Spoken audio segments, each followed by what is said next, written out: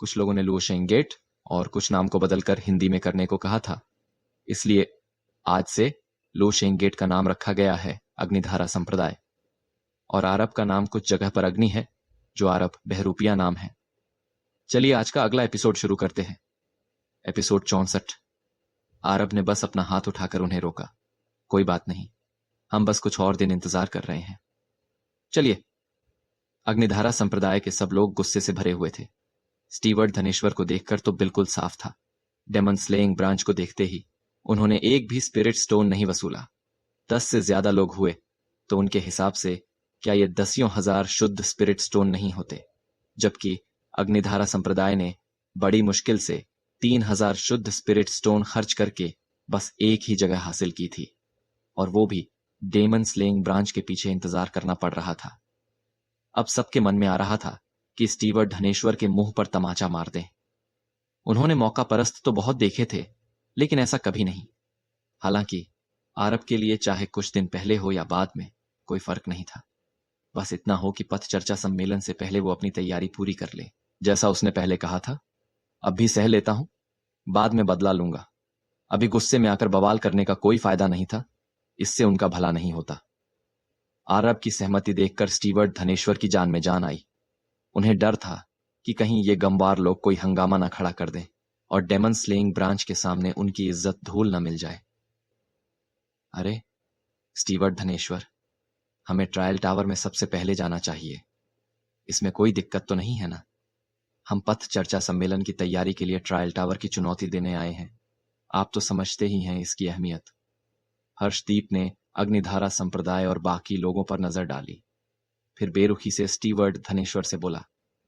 Stewart Dhaneshwar ने झट से खुशामद की। बिल्कुल चिंता मत कीजिए, आपको सबसे आगे रखा जाएगा। इनके पास कोई जरूरी काम नहीं है तो इन्हें पीछे ही रखना पड़ेगा।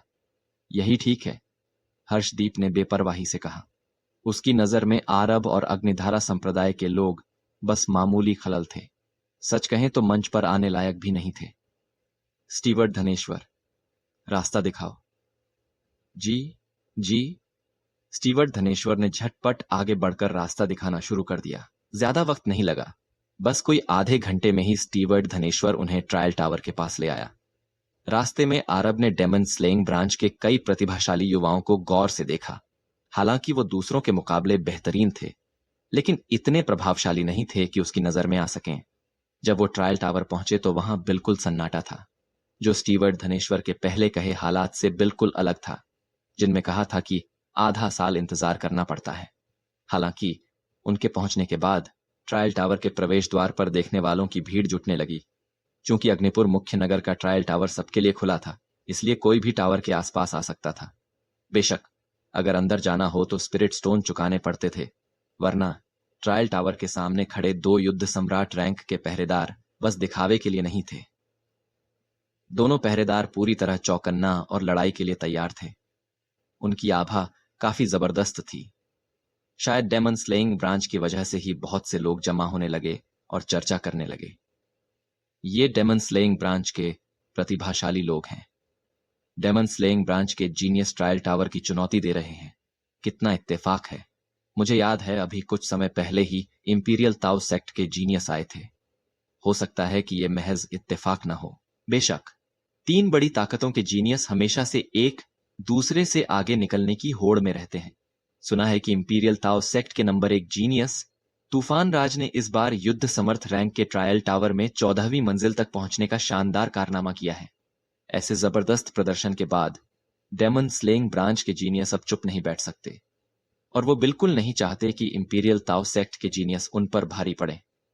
कहते हैं कि दरबार दल के जीनियस भी जल्द ही यहां पहुंचने वाले हैं। आरब ने भीड़ की बातें सुनी, जिससे उसे काफी काम की जानकारी मिली।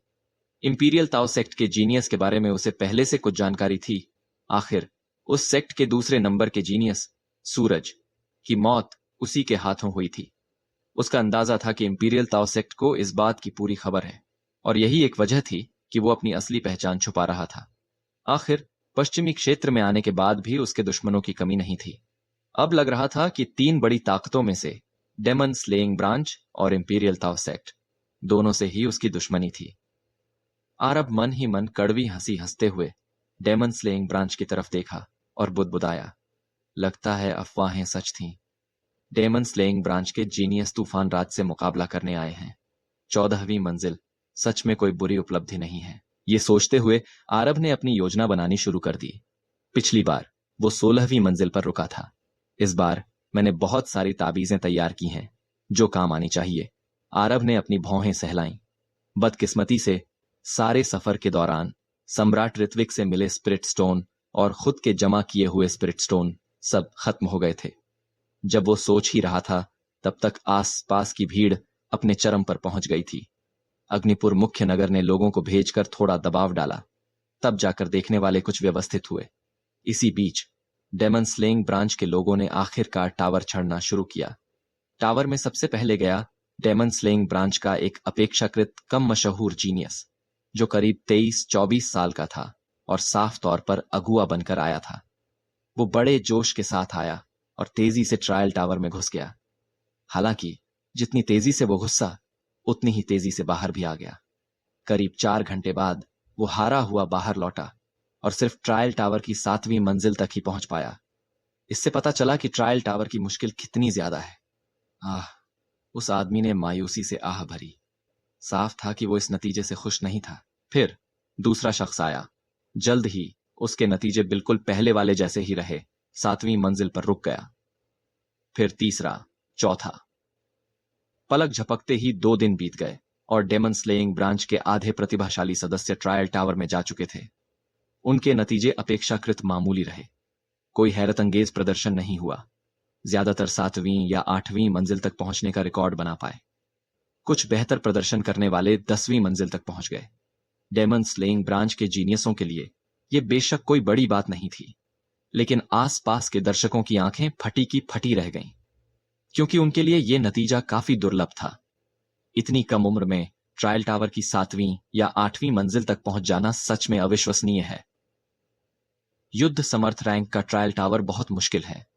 मैं भी जो युद्ध समर्थ रैंक से आधा कदम दूर हूं, मुश्किल से 7वीं या 8वीं मंजिल तक पहुंच पाता हूं। बड़ी ताकतों द्वारा तैयार किए गए जीनियस सच में राक्षसों जैसे होते हैं। फिर भी डेमन स्लेइंग ब्रांच के लोग इस नतीजे से खास खुश नहीं थे। तेज केतु सबसे पहले आगे बढ़ा और बोला, हर्षदीप, मैं पहले ट्रायल टावर जाता हूं। हम तूफान राज ने 14वीं मंजिल तक पहुंचकर थोड़ी घमंड दिखाई है। देखता हूं कि मैं उसका रिकॉर्ड तोड़ पाता हूं या नहीं। तेज केतु ने बोलते ही युद्ध समर्थ रैंक 4थे स्तर की जबरदस्त ताकत दिखा दी। इतना जवान और युद्ध समर्थ रैंक 4थे स्तर तक पहुंच गया। तेज केतु सच में डेमन स्लेइंग ब्रांच से है, इसी लायक है। ये तो कुछ भी नहीं, आखिर में हर्षदीप ही इस ब्रांच का नंबर 1 जीनियस है। अग्निधारा संप्रदाय के लोगों ने चारों तरफ की बातें सुनी और उन्हें अजीब लगा। अगर पहले के जमाने में होते तो वो जरूर इन जवानों की कला और प्रतिभा की तारीफ करते, लेकिन अब तो, जब से उन्होंने आरब की राक्षसी खूबियां देखी थीं और अब आरब उनके ठीक बगल में था, उन्हें अचानक लगा कि जिनकी वो कभी तारीफ करते थे वो तो उसके सामने कुछ भी नहीं है। युद्ध समर्थ रैंक 4था स्तर या 5वां स्तर भला क्या है? ध्यान से सोचने पर झाझर को लगा कि उनका सेक्ट लीडर तो एक ही सांस में युद्ध समर्थ रैंक 9वें स्तर तक पहुंच गया था और उसने अपनी पीढ़ी के दूसरे जीनियसों को कुचलने का रुझान दिखाया था। गहरी सांस लेने के बाद झाझर को और भी यकीन हो गया कि आरब वही शीर्ष जीनियस है जिसे खुद सम्राट ऋत्विक ने तैयार किया है, वरना आरब के इतने ताकतवर होने की और कोई वजह नहीं हो सकती। बेशक ऐसा नहीं कि खुद सम्राट द्वारा तैयार किए जाने से कोई जरूर ही बेमिसाल होगा। पीढ़ियों में बस एक ही शख्स ऐसा हुआ है जिसने अपने जमाने के दूसरे जीनियसों को कुचला। इतने सालों में उसने आरब के सिवा किसी और के बारे में नहीं सुना जो बड़ी ताकतों के पाले हुए जीनियसों को भी कुचल सके। हालांकि आरब ने अपना परिचय छुपा रखा था, न खुद को बढ़ावा दिया, न दिखावा किया और हर चीज पर शांत रहा। नतीजतन किसी ने उस पर ध्यान नहीं दिया और सबने आरब और अग्निधारा संप्रदाय के लोगों को हवा जैसा समझा। सबकी निगाहें तेजकेतु पर जम गईं। वहां मौजूद बहुत सी लड़कियां चिल्ला रही थीं या अपने अपने तरीके से जय जयकार कर रही थीं ताकि तेजकेतु को खुश कर सकें और उसकी एक नजर पा सकें। अपनी लोकप्रियता इतनी ऊंची देखकर तेजकेतु ने मुस्कुराकर ट्रायल टावर में प्रवेश किया। जैसे ही वो ट्रायल टावर में घुसा, तेजकेतु ने अपनी पूरी ताकत झोंक दी और नतीजा यह हुआ कि बिना रुकावट के आगे बढ़ता गया। पहली मंजिल, दूसरी, तीसरी, पांचवीं मंजिल पर पहुंचकर भी तेज केतु तेजी से गुजर गया। लेकिन जब वो 8वीं मंजिल पर पहुंचा तो तेज केतु की रफ्तार धीमी पड़ गई। फिर 9वीं, 10वीं, 11वीं, 12वीं, तेज केतु की रफ्तार धीरे धीरे कम होती गई और आखिर में वो सिर्फ 12वीं मंजिल तक ही पहुंच सका, 13वीं में नहीं जा पाया। इस उपलब्धि ने माहौल को तुरंत गरमा दिया। युद्ध समर्थ रैंक की 12वीं मंजिल, तेज केतु सच में अपने नाम के लायक है। युद्ध समर्थ रैंक के ट्रायल टावर की मुश्किल तो सबको पता है, हैरानी है कि तेज केतु इस मुकाम तक पहुंच सका।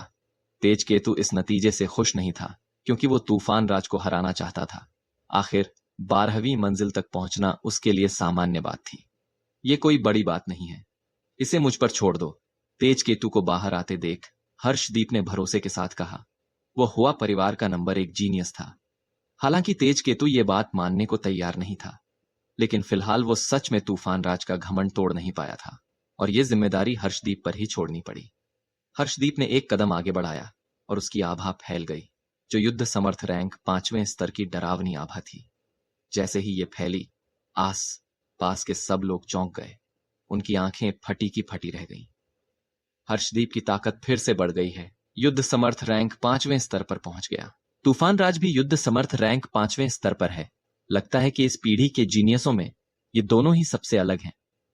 अभी तो सिर्फ तूफान राज और हर्षदीप ही युद्ध समर्थ रैंक 5वें स्तर पर पहुंचे हैं। दरबार दल की मारिया संत और उनके शीर्ष जीनियस पीछे हैं। आरब भी काफी हैरान हुआ। लग रहा था कि हुआ परिवार की मुख्य शाखा छोड़ने के बाद हर्षदीप की ताकत में फिर से इजाफा हुआ था। उसने युद्ध समर्थ रैंक 4थे स्तर को तोड़कर 5वें स्तर तक पहुंच गया था। ताकत में इस बढ़ोतरी ने हर्षदीप को पूरे आत्मविश्वास से भर दिया। उसने ट्रायल टावर में कदम रखा और तेज केतु की तरह तुरंत अपनी पूरी ताकत दिखा दी। फिर शुरू हुआ मंजिलें तोड़ने का सिलसिला। हर्षदीप की शुरुआत तेज केतु से भी ज्यादा जबरदस्त थी।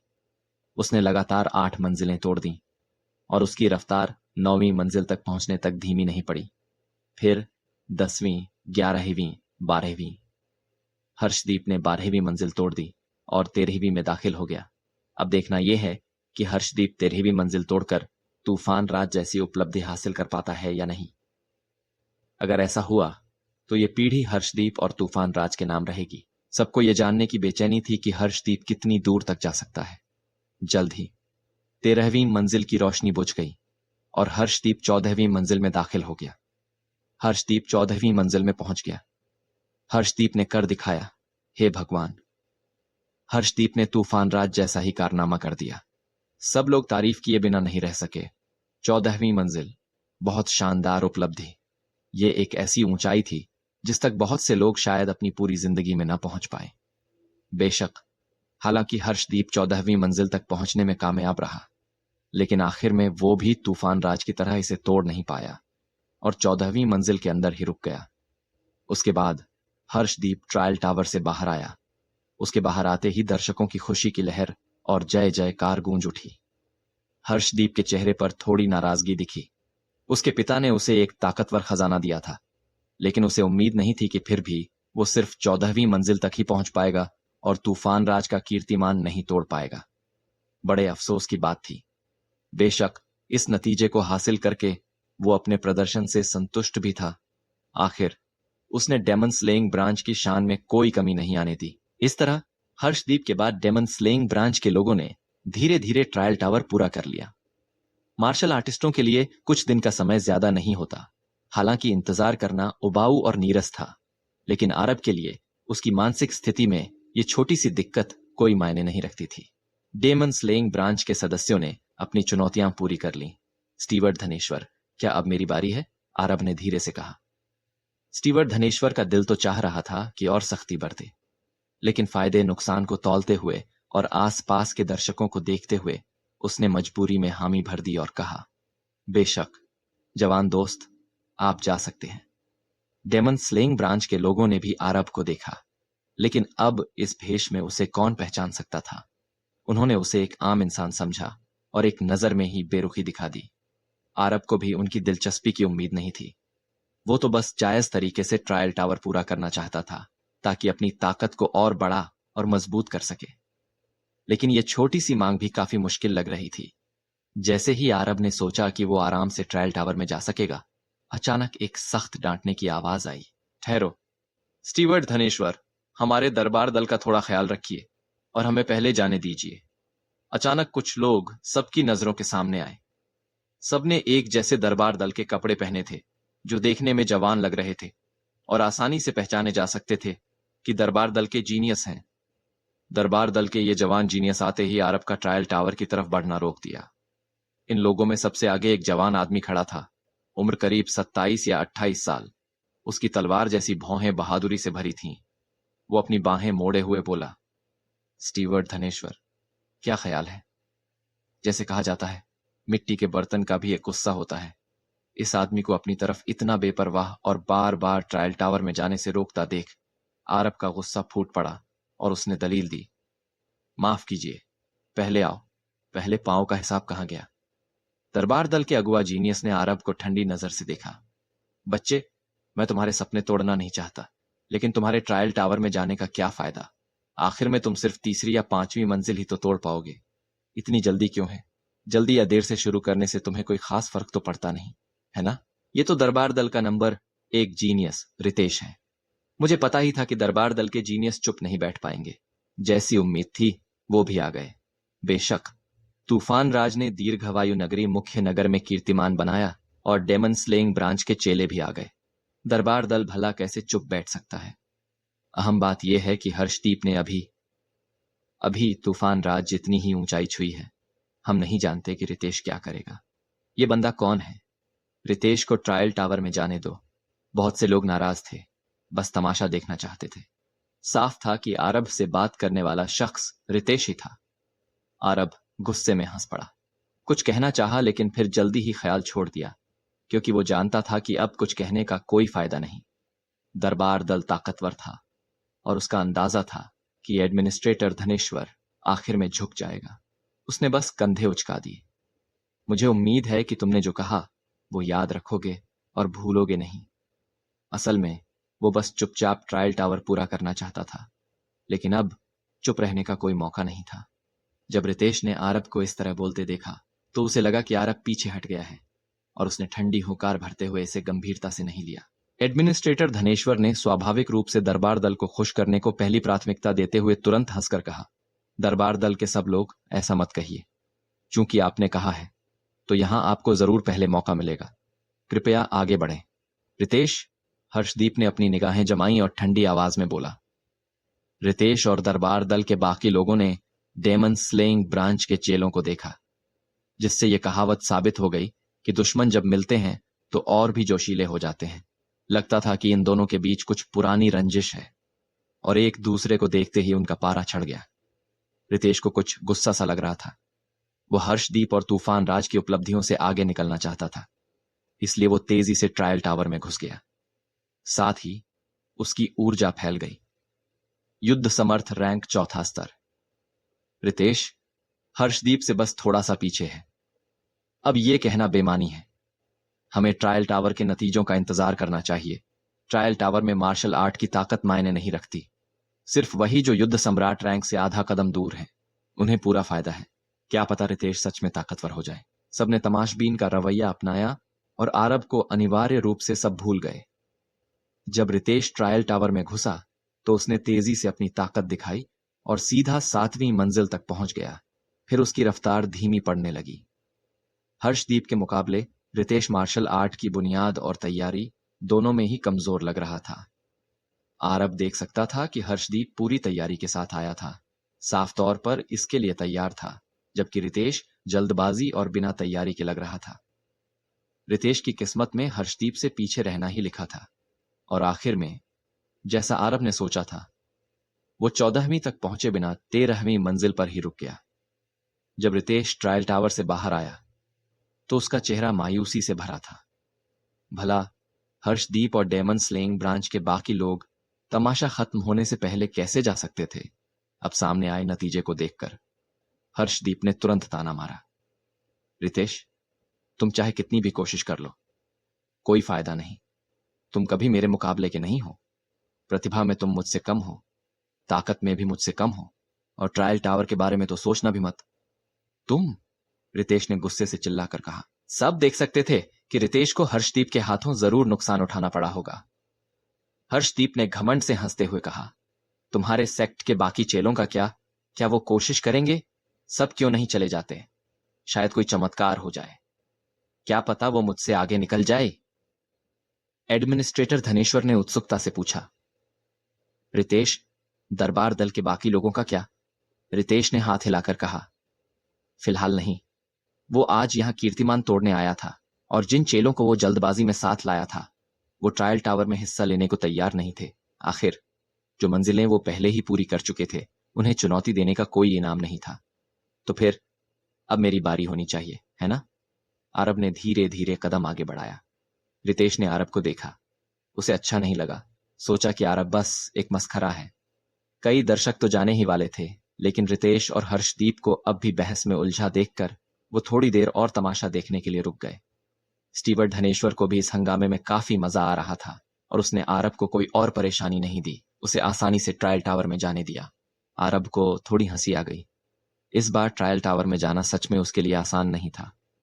3000 शुद्ध स्प्रिट स्टोन खर्च करने और इतने पापड़ बेलने के बाद आखिरकार मुझे अंदर जाने का मौका मिल ही गया।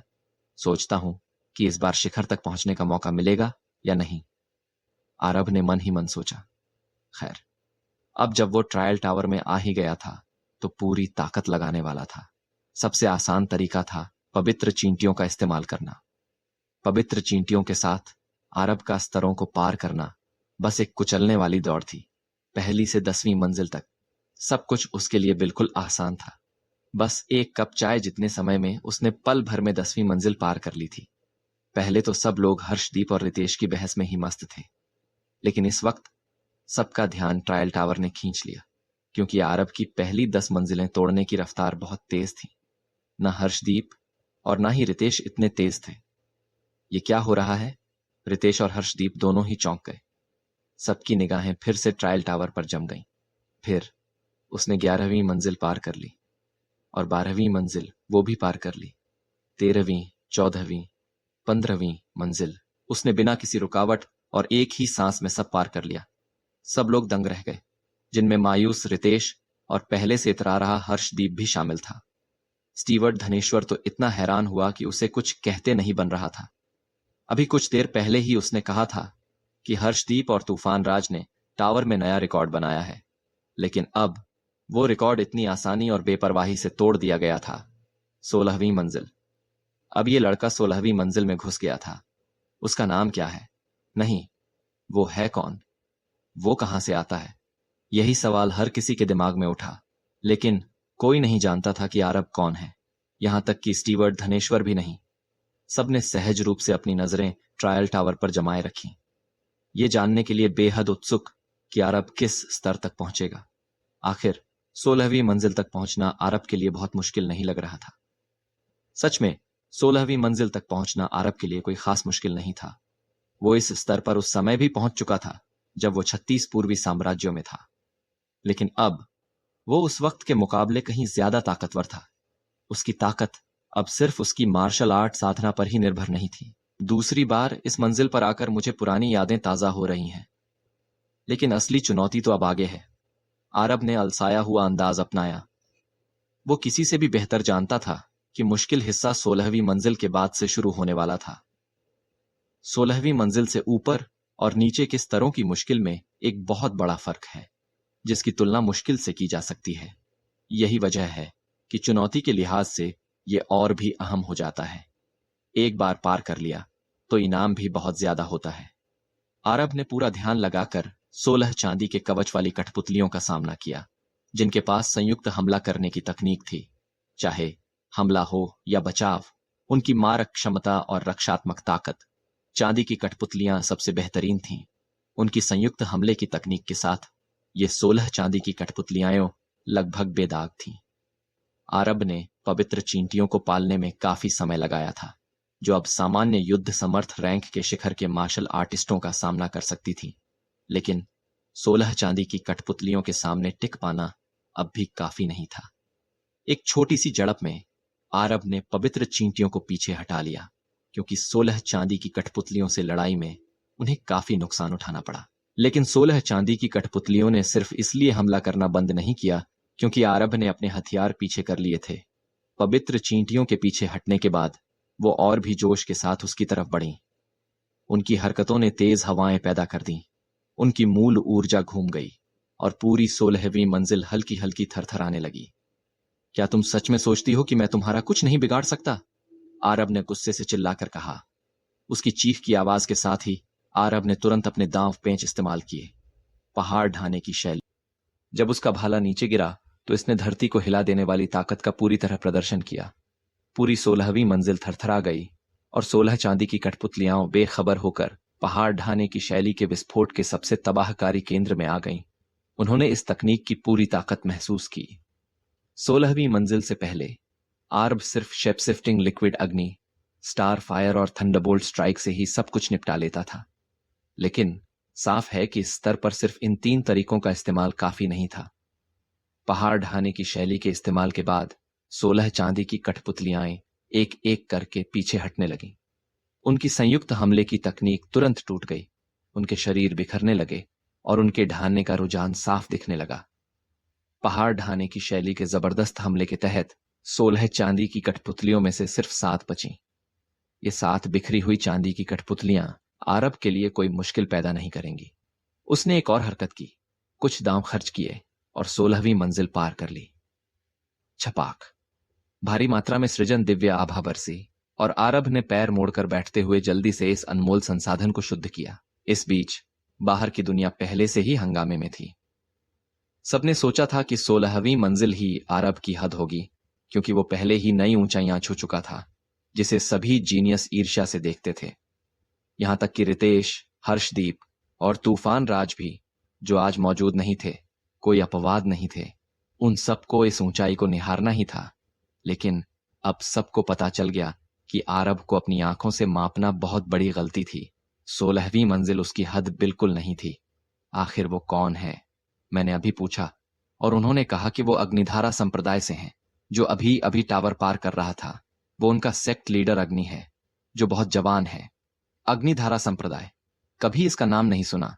क्या ये कोई भेष बदले हुए जीनियस हो सकता है? कौन सा जीनियस इतना ताकतवर है? क्या हमारे चांगफेंग साम्राज्य में कोई इतना ताकतवर जीनियस है? ये इस बात से इनकार नहीं किया जा सकता कि उनके चांगफेंग साम्राज्य में ऐसा कोई जीनियस नहीं है। सही मायने में आरब पहले ही उस ऊंचाई पर पहुंच चुका था जिसे बाकी सारे जीनियस सिर्फ ईर्ष्या से देख सकते थे। ट्रायल टावर की कीमत से कोई अनजान नहीं था। जितना ऊपर जाओगे उतनी ही ज्यादा सृजन दिव्य आभा मिलेगी और उतना ही ज्यादा तुम दूसरे जीनियसों से आगे निकल सकते हो। वो 17वीं मंजिल पर चला गया है। तुम लोगों का क्या ख्याल है? क्या वो 17वीं मंजिल पार करके 18वीं में जा सकता है? ये बात तो थोड़ी दूर की कौड़ी लगती है ना? मैंने सुना है कि शाही परिवार का शाही जीनियस सिदान भी युद्ध समर्थ रैंक के 6ठे स्तर पर सिर्फ 15वीं मंजिल तक ही पहुंच पाया था।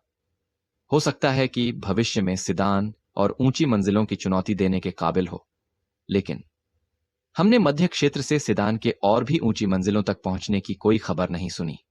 चूंकि उनकी लोकेशन मध्य क्षेत्र के करीब थी, इसीलिए वो वहां से कभी भी खबरें पा सकते थे, जैसे शाही जीनियस सिदान की अब तक की उपलब्धियां। अगर सिदान उस ऊंचाई तक नहीं पहुंच सका, तो फिर ये जवान जो उनके सामने है। बहुत से लोगों ने अपनी लार निगल ली और पछताने लगे कि उन्होंने अभी अभी इस जवान के बारे में ज्यादा क्यों नहीं जाना। स्टीवर्ट धनेश्वर और अग्निधारा संप्रदाय के लोग भी उतने ही दंग थे। स्टीवर्ट धनेश्वर को हैरानी थी कि उसने अनजाने में ही एक लाजवाब जीनियस के साथ धोखा कर दिया। दूसरी तरफ अग्निधारा संप्रदाय की हैरानी में थोड़ी खुशी भी मिली हुई थी। अब अग्निधारा संप्रदाय के हर इंसान को राहत मिली। अपने सेक्ट लीडर को इतनी ऊंचाई तक पहुंचता देख और स्टीवर्ट धनेश्वर का हैरान चेहरा देख वो खुद को खुश होने से रोक नहीं पाए। इसी दौरान आरब 17वीं मंजिल पर पहुंच गया। 17वीं मंजिल का मतलब था 17 चांदी की कठपुतलियां, और ताकत में बढ़ोतरी एक और एक दो जितनी आसान नहीं थी। आरब ने खुद को लगातार याद दिलाया कि हर अतिरिक्त मंजिल एक नई ऊंचाई दिखाती है। वो आ गईं। आरब ने 17 चांदी की कठपुतलियों को आते और अपनी तरफ लपकते देखा तो वो और भी सावधान हो गया। पहाड़ ढाने की शैली। आरब ने बिना किसी हिचकिचाहट के फैसलाकुन अंदाज में पहाड़ ढाने की शैली का इस्तेमाल किया। जबरदस्त ताकत फूट पड़ी और फैल गई, जिसने आसपास के करीब 10 किलोमीटर के दायरे में तबाही मचा दी। और दूरी अब भी बढ़ती जा रही थी। बेशक 17 चांदी की कठपुतलियां पहाड़ ढाने की शैली की सबसे ताकतवर तबाहकारी ताकत के बीच में आ गईं, लेकिन नतीजा 16वीं मंजिल से अलग था। जब पहाड़ ढाने की शैली की ताकत पड़ी तो 17 चांदी की कठपुतलियों की संयुक्त हमले की तकनीक सिर्फ चटकी, लेकिन पूरी तरह टूटी नहीं। क्या? आरब का चेहरा अचानक हैरानी से बदल गया। संयुक्त हमले की तकनीक नहीं टूटी। 17 चांदी की कठपुतलियां रुक गईं, एक पल के लिए हिचकिचाईं, फिर अपने हथियार उठाकर फिर से आरब पर टूट पड़ी। आरब ने मन ही मन बेबसी से आह भरी। पहाड़ ढाने की शैली काम नहीं करेगी, लगता है मुझे दूसरे तरीके आजमाने पड़ेंगे। ये सोचकर आरब ने अपनी हथेली ऊपर उठाई। 24 बिजलियों का प्रलय, कड़कड़ाहट की आवाज और चमकती रोशनी के साथ पल भर में 24 डरावनी बिजलियां अविश्वसनीय रफ्तार से गिरीं। 17वीं बिजली गिरने तक संयुक्त हमले की तकनीक आरब ने तोड़ दी थी।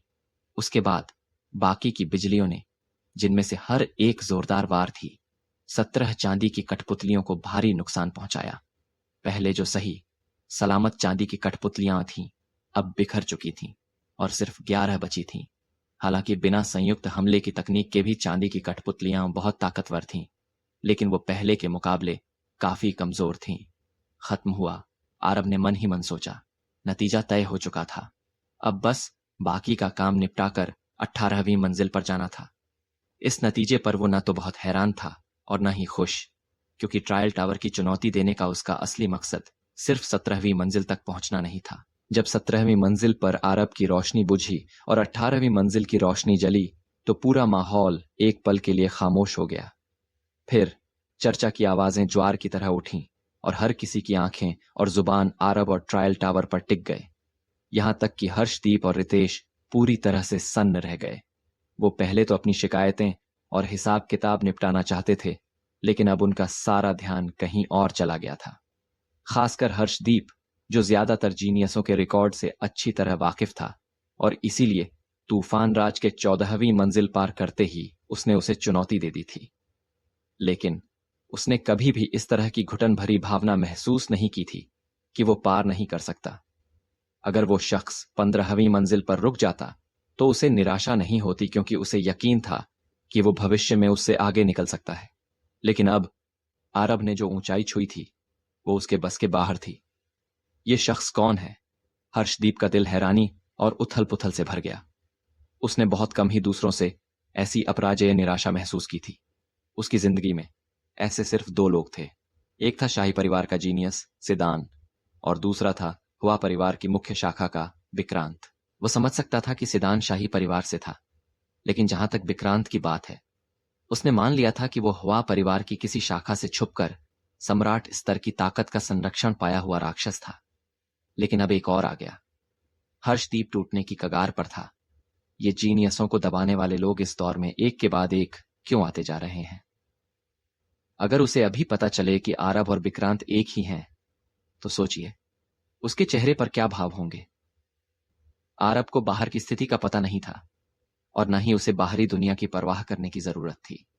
सृजन दिव्य आभा को सोखने के बाद आरब की ताकत लगातार युद्ध समर्थ रैंक के 9वें स्तर के शिखर पर पहुंच गई, जो युद्ध सम्राट रैंक से आधा कदम दूर होने से बस 1 कदम पीछे थी। उसे यकीन था कि अगर वो 18वीं मंजिल पार कर गया तो उसमें युद्ध सम्राट रैंक से आधा कदम दूर की ताकत आ जाएगी। अब जब वो 18वीं मंजिल पर पहुंचा तो आरब ने पहले कुछ दबा गोलियां शुद्ध की और अपनी मूल ऊर्जा वापस पाई। फिर अपनी नजरें सामने जमा दी। 18 चांदी के कवच वाले रक्षक पैदा हुए और प्रकट हुए, संयुक्त हमले की तकनीक दिखाते हुए आरब की तरफ खूंखार होकर मारने दौड़े। ताकत जबरदस्त थी, दूर से ही पता चल रही थी। ये और भी मुश्किल होता जा रहा है, आरब ने बेबसी से सोचा। अब वो 24 बिजलियों का प्रलय इस्तेमाल नहीं कर सकता था, इसलिए उसे कुछ और सोचना था। कोई बात नहीं, पहले पहाड़ तोड़ने वाली शैली से उनकी बनावट में गड़बड़ करते हैं। आरब ने होंग्यान भाला पकड़ा। मूल ऊर्जा भाले की नोक पर जमा हो गई, जो एक चमकदार रंग दिखा रही थी। इसके बाद मूल ऊर्जा पल भर में फट गई। पहाड़ तोड़ने वाली शैली, चलो। कान फोड़ू आवाज तुरंत फैल गई और 18 चांदी की कठपुतलियों पर पहाड़ तोड़ने वाली शैली की ताकत का सीधा वार हुआ। उनकी संयुक्त हमले की तकनीक ने विरोध करने की कोशिश की और दो हैरत अंगेज ताकतें एक दूसरे से भिड़ गईं। करीब कई दर्जन सांसों के बाद पहाड़ तोड़ने वाली शैली का असर आखिरकार खत्म हुआ। बदकिस्मती से, जैसी आरब को उम्मीद थी, 18 चांदी की कठपुतलियों द्वारा इस्तेमाल की गई संयुक्त हमले की तकनीक वाकई ताकत में हैरत अंगेज थी। उसकी पहाड़ तोड़ने वाली शैली ने सिर्फ छोटी छोटी दरारें पैदा की। इससे आरब का चेहरा और भी गंभीर हो गया। वो 18वीं मंजिल पर गिरना नहीं चाहता था। गुड़गुड़। आरब ने अब अपनी काबिलियत छुपाना बंद कर दिया। अपने हाथ में धधकती आसमानी पवित्र अग्नि लेकर गाढ़ा मैग्मा उसकी हथेली में उछल कूद कर रहा था। इसकी गर्मी से आरब के चारों तरफ का माहौल जैसे भुनता हुआ महसूस हो रहा था। इस वक्त आरब ने अपने बाएं हाथ में धधकती आसमानी पवित्र अग्नि और दाएं हाथ में धधकती अग्नि आत्मा ब्रश पकड़ रखा था। ब्रश और स्याही तैयार थे। आरब ने ब्रश को स्याही में डुबोया और घुमाया। स्याही और ब्रश दोनों की ताकत एक साथ निकली और धधकती अग्नि आत्मा ब्रश के अनोखे स्थानिक फाड़ प्रभाव के साथ मिलकर पूरे दांव पेंच की ताकत को अधिकतम कर दिया। जहां भी पवित्र अग्नि की स्याही गुजरी, सब कुछ अस्त व्यस्त हो गया। चांदी की कठपुतलियों की संयुक्त हमले की बनावट 1 दर्जन से ज्यादा राउंड तक आरब के ब्रश और स्याही का सामना नहीं कर पाई और डगमगाने के संकेत देने लगी। हार गई, आरब ने चिल्लाकर कहा, और धधकती आसमानी पवित्र अग्नि में भीगी आत्मा ब्रश को नीचे की तरफ घुमा दिया। अंतरिक्ष हल्का सा कांपता हुआ लगा और आरब की मौजूदा ताकत अब धधकती अग्नि आत्मा ब्रश के असली अनोखे प्रभाव को शुरुआती तौर पर दिखाने लायक थी। हालांकि वो सच में अंतरिक्ष को फाड़ नहीं सकता था, लेकिन उसे हिलाना अब भी बाएं हाथ का खेल था। अंतरिक्ष एक अटल चीज है और सिर्फ हिलाने पर भी इसकी ताकत असाधारण होती है। धधकती आसमानी पवित्र अग्नि के साथ मिलकर 18 चांदी की कठपुतलियों की हमले की बनावट टूट गई। संयुक्त हमले की बनावट टूटने के बाद आगे की प्रक्रिया थोड़ी जटिल और मेहनत भरी थी, लेकिन आरब के लिए यह कोई मुश्किल काम नहीं था। उसने आधा घंटा लगाकर 18 चांदी की कठपुतलियों को पूरी तरह हरा दिया और कामयाबी से 18वीं मंजिल पार कर ली। भारी मात्रा में सृजन दिव्य आभा बह निकली और आरब ने तेजी से इसे शुद्ध किया। शुद्ध करने की प्रक्रिया के दौरान उसकी ताकत ने छलांगें लगाईं। सृजन दिव्य आभा की बड़ी मात्रा मूल ऊर्जा में बदल गई और जैसा आरब ने अनुमान लगाया था, उसकी ताकत युद्ध समर्थ रैंक के शिखर से बढ़कर युद्ध सम्राट रैंक से आधा कदम दूर तक पहुंच गई। कामयाबी। आरब की आंखें चमक उठीं। युद्ध सम्राट रैंक से आधा कदम दूर पहुंचने पर अब उसके पास 19वीं और 20वीं मंजिल के लिए सफलता की एक और संभावना बढ़ गई थी। आखिर अब उसके पास युद्ध सम्राट रैंक की कुछ विशेषताएं थीं। बिना जरा भी रुके आरब ने तुरंत 19वीं मंजिल में कदम रख दिया। 19वीं मंजिल पर 19 चांदी की कठपुतलियां तैयार खड़ी थीं, मानो सिर्फ उसके आने का इंतजार कर रही थीं। आरब ने इस बार तुरंत अपने दांव इस्तेमाल किए। पहाड़ ढाने की शैली। वो पहाड़ ढाने की शैली से नतीजा परखना चाहता था, लेकिन जल्द ही उसने 19वीं मंजिल पर 19 चांदी की कठपुतलियों की ताकत देख ली।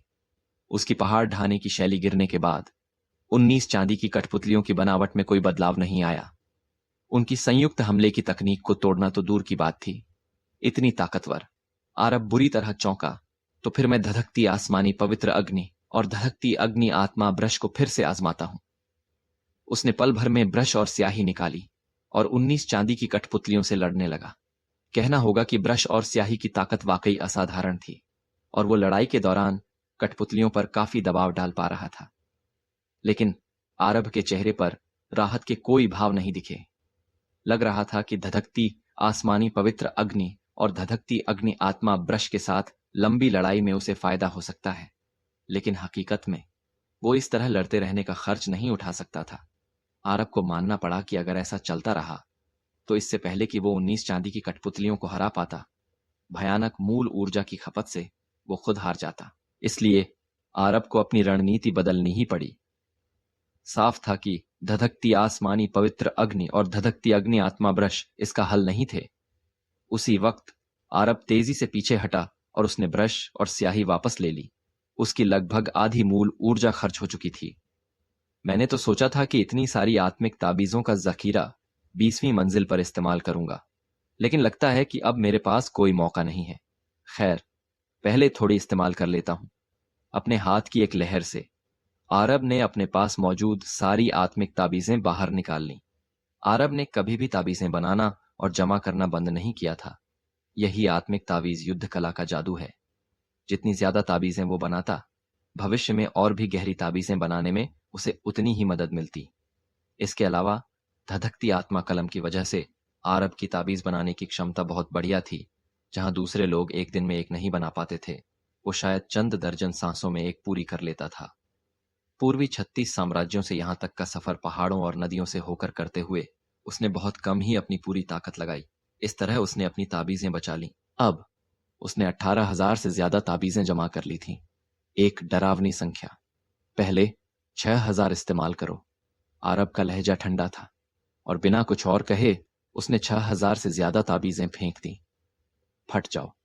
6,000 से ज्यादा ताबीजें एक साथ उड़कर पल भर में 19 चांदी की कठपुतलियों के बीचों बीच जा पहुंची और फिर आरब के नियंत्रण में एक सख्त ललकार के बाद वो सब एक धमाके के साथ फट गईं।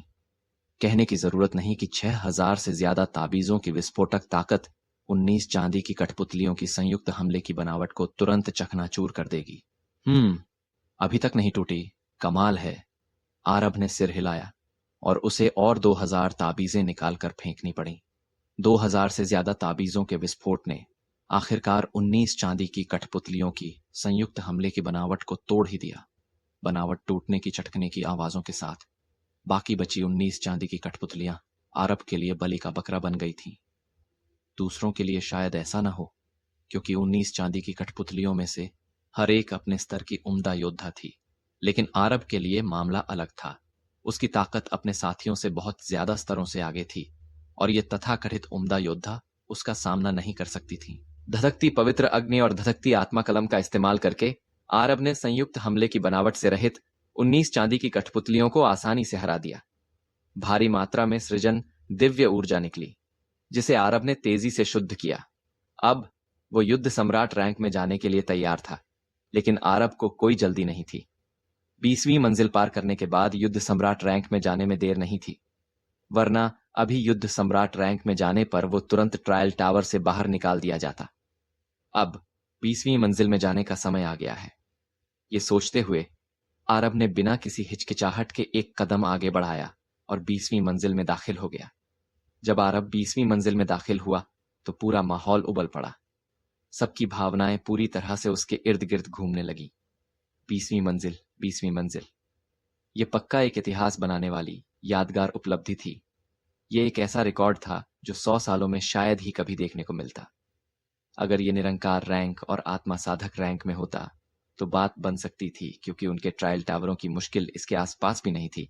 लेकिन आरब तो अभी युद्ध समर्थ रैंक के ट्रायल टावर की चुनौती दे रहा था। एक ऐसा ट्रायल टावर जिसे सब जानते हैं कि पिछले दोनों रैंकों से कई गुना ज्यादा मुश्किल है। 20वीं मंजिल। क्या मैं सही देख रहा हूं? क्या आज का नायक हर्षदीप और रितेश नहीं थे? अब तो उन दोनों को आज का नायक कहलाने में शर्मिंदगी होगी। जाहिर है वो नहीं है। इस रहस्यमयी जीनियस ने वो कर दिखाया जो वो दोनों नहीं कर पाए। तुम्हें कैसे पता कि वो जीनियस है? हो सकता है कोई बूढ़ा राक्षस हो जो न जाने कितने सालों से जिंदा हो। मैंने अभी अग्निधारा संप्रदाय के किसी शख्स से पूछा और उन्होंने कहा कि उनका सेक्ट लीडर बहुत जवान है। छे, तुम उसके अपने लोगों की बात सुन रहे हो। वो तुम्हें सच बताएंगे। हर्षदीप और रितेश असली जीनियस हैं। जहां तक ट्रायल टावर में मौजूद इस शख्स की बात है, मुझे शक है। बहुत से लोग ईर्ष्या से हरे हो रहे थे। जब सबका ध्यान ट्रायल टावर पर टिका था, एक औरत चुपचाप आ पहुंची। दरअसल ऐसा नहीं कहा जा सकता कि वो चुपचाप यहां आई। बात बस इतनी थी कि पहले जब भी वो आती थी, बिना कोशिश या कुछ किए सबका ध्यान अपनी तरफ खींच लेती थी। लेकिन आज का दिन अलग था। सबका ध्यान आरब पर था और किसी ने उसके आने पर गौर नहीं किया। वो अपनी पालकी से बाहर निकली और उसका नाजुक और खूबसूरत चेहरा सामने आया। अगर आरब ट्रायल टावर में नहीं होता तो वो जरूर इस औरत को पहचान लेता, क्योंकि वो थी मारिया संत। मारिया ने हैरानी से अपने चारों तरफ के लोगों को देखा। उसकी भौहें सिकुड़ गईं। वो पूरी तरह से हक्की बक्की रह गई। उसने अपने सफर के दौरान पथ चर्चा सम्मेलन की खबर फैलाई थी और आखिरकार हुआ परिवार से लौटी थी। दरबार दल के संपर्कों की मदद से वो जल्दी ही अग्निपुर मुख्य नगर पहुंच गई। जब उसे पता चला कि उसके लोग ट्रायल टावर के पास हैं, तो मारिया ने सोचा आकर देख लूं। लेकिन यहां तो जगह खचाखच भरी थी और किसी ने उसके आने पर ध्यान नहीं दिया। ये एक ऐसी बात थी जिससे इनकार नहीं किया जा सकता था कि इससे दिल टूटता है। मारिया जहां भी जाती सबकी नजरों का केंद्र होती थी, लेकिन आज उसे पूरी तरह अनदेखा कर दिया गया। मारिया को यह जानने की बड़ी उत्सुकता थी कि आखिर हो क्या रहा है, और उसने अपने मुंह के कोने पर मुस्कान लिए रितेश को देखा। रितेश! मारिया आसमान से उतरी और रितेश के सामने जा खड़ी हुई। ये दोनों दरबार दल से थे और स्वाभाविक रूप से एक दूसरे को जानते थे। मारिया को देखकर रितेश पहले तो चौंका, फिर तुरंत आदर से बोला, संत महोदया। मारिया संत, हर्षदीप और रितेश की प्रतिक्रियाएं अलग अलग थीं। रितेश सच में मारिया संत का सम्मान करता था, लेकिन हर्षदीप की आंखों में एक छुपा हुआ लालच चमका। जाहिर है मारिया संत के प्रति उसके मन में कुछ और ही ख्याल थे। लेकिन हर्षदीप ने अपने इरादे जाहिर नहीं किए, बल्कि उसने एक सभ्य और शालीन व्यवहार दिखाया और आगे बढ़ा। मारिया मिस, बहुत समय बाद मुलाकात हुई। लगता है आप हर्षदीप हैं, जवान मास्टर हर्षदीप। मारिया ने अपना ठंडा रवैया बनाए रखा। हम हर्षदीप, अभी अभी मुझे याद आया कि तुम्हें हमारे दरबार दल से कोई दिक्कत थी, रितेश ने जहरीली आवाज में कहा। हर्षदीप ने अपना पंखा हिलाया और ताली बजाई। रितेश, तुम गलत हो, मुझे सिर्फ तुमसे दिक्कत है और मुझे दरबार दल से कोई दिक्कत नहीं है। मारिया संत को दोनों की दुश्मनी में कोई दिलचस्पी नहीं थी। उसने बस कहा, रितेश, क्या हो रहा है? यहां सब इतने जोश में क्यों जमा है? ट्रायल टावर में क्या हुआ? संत महोदया, कृपया ऊपर देखें, रितेश ने कड़वाहट से कहा। पहले तो आरब को 16वीं और 17वीं मंजिल तक पहुंचता देख उसे ईर्ष्या हुई, लेकिन अब वो ईर्ष्या भी नहीं कर सकता था। तुम उसी से मुकाबला करते हो जिससे तुम कर सकते हो, लेकिन जिनसे तुम नहीं कर सकते उनके बारे में तो बस ऊपर देखने का ख्याल आता है। अब वो आरब को सिर्फ ऊपर देख सकता था। पहले तो मारिया संत ने इन चीजों पर ध्यान नहीं दिया, लेकिन जब उसने ऊपर देखा तो उसे पता चल गया कि क्या हुआ था। मारिया संत का चेहरा अचानक बदल गया। 15-20 मंजिलें गिनते हुए मारिया संत का मुंह हैरानी से खुल गया। वो प्यारी और खूबसूरत लग रही थी।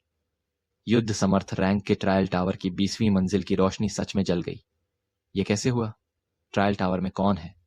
रितेश को समझ नहीं आ रहा था कि क्या कहे। फिर उसने अग्निधारा संप्रदाय के लोगों की तरफ देखा। अच्छा संत महोदया, मुझे नहीं पता कि कहां से शुरू करूं। यह शख्स अग्निधारा संप्रदाय नाम की किसी जगह से है और लगता है कि यह अग्निधारा संप्रदाय का सेट लीडर है, रितेश ने कहा। मारिया संत ने यह सब सुनकर हैरानी से कहा, तुम्हारा मतलब है कि टावर पार करने वाले शख्स का नाम अग्नि राजवंशी है? ऐसा लगता है कोई राजवंशी सरनेम वाला है। रितेश थोड़ा शर्मिंदा था। आखिर उसने शुरू में कहा था कि अरब ज्यादा से ज्यादा 5 या 6 मंजिलें ही पार कर पाएगा, लेकिन अब अरब कहां है? उसने एक ही सांस में 20वीं मंजिल पार कर ली, जिससे रितेश की बोलती बंद हो गई। लेकिन वो कोई छोटी सोच वाला इंसान नहीं था। अरब उससे ज्यादा ताकतवर था और उसने ये मान लिया।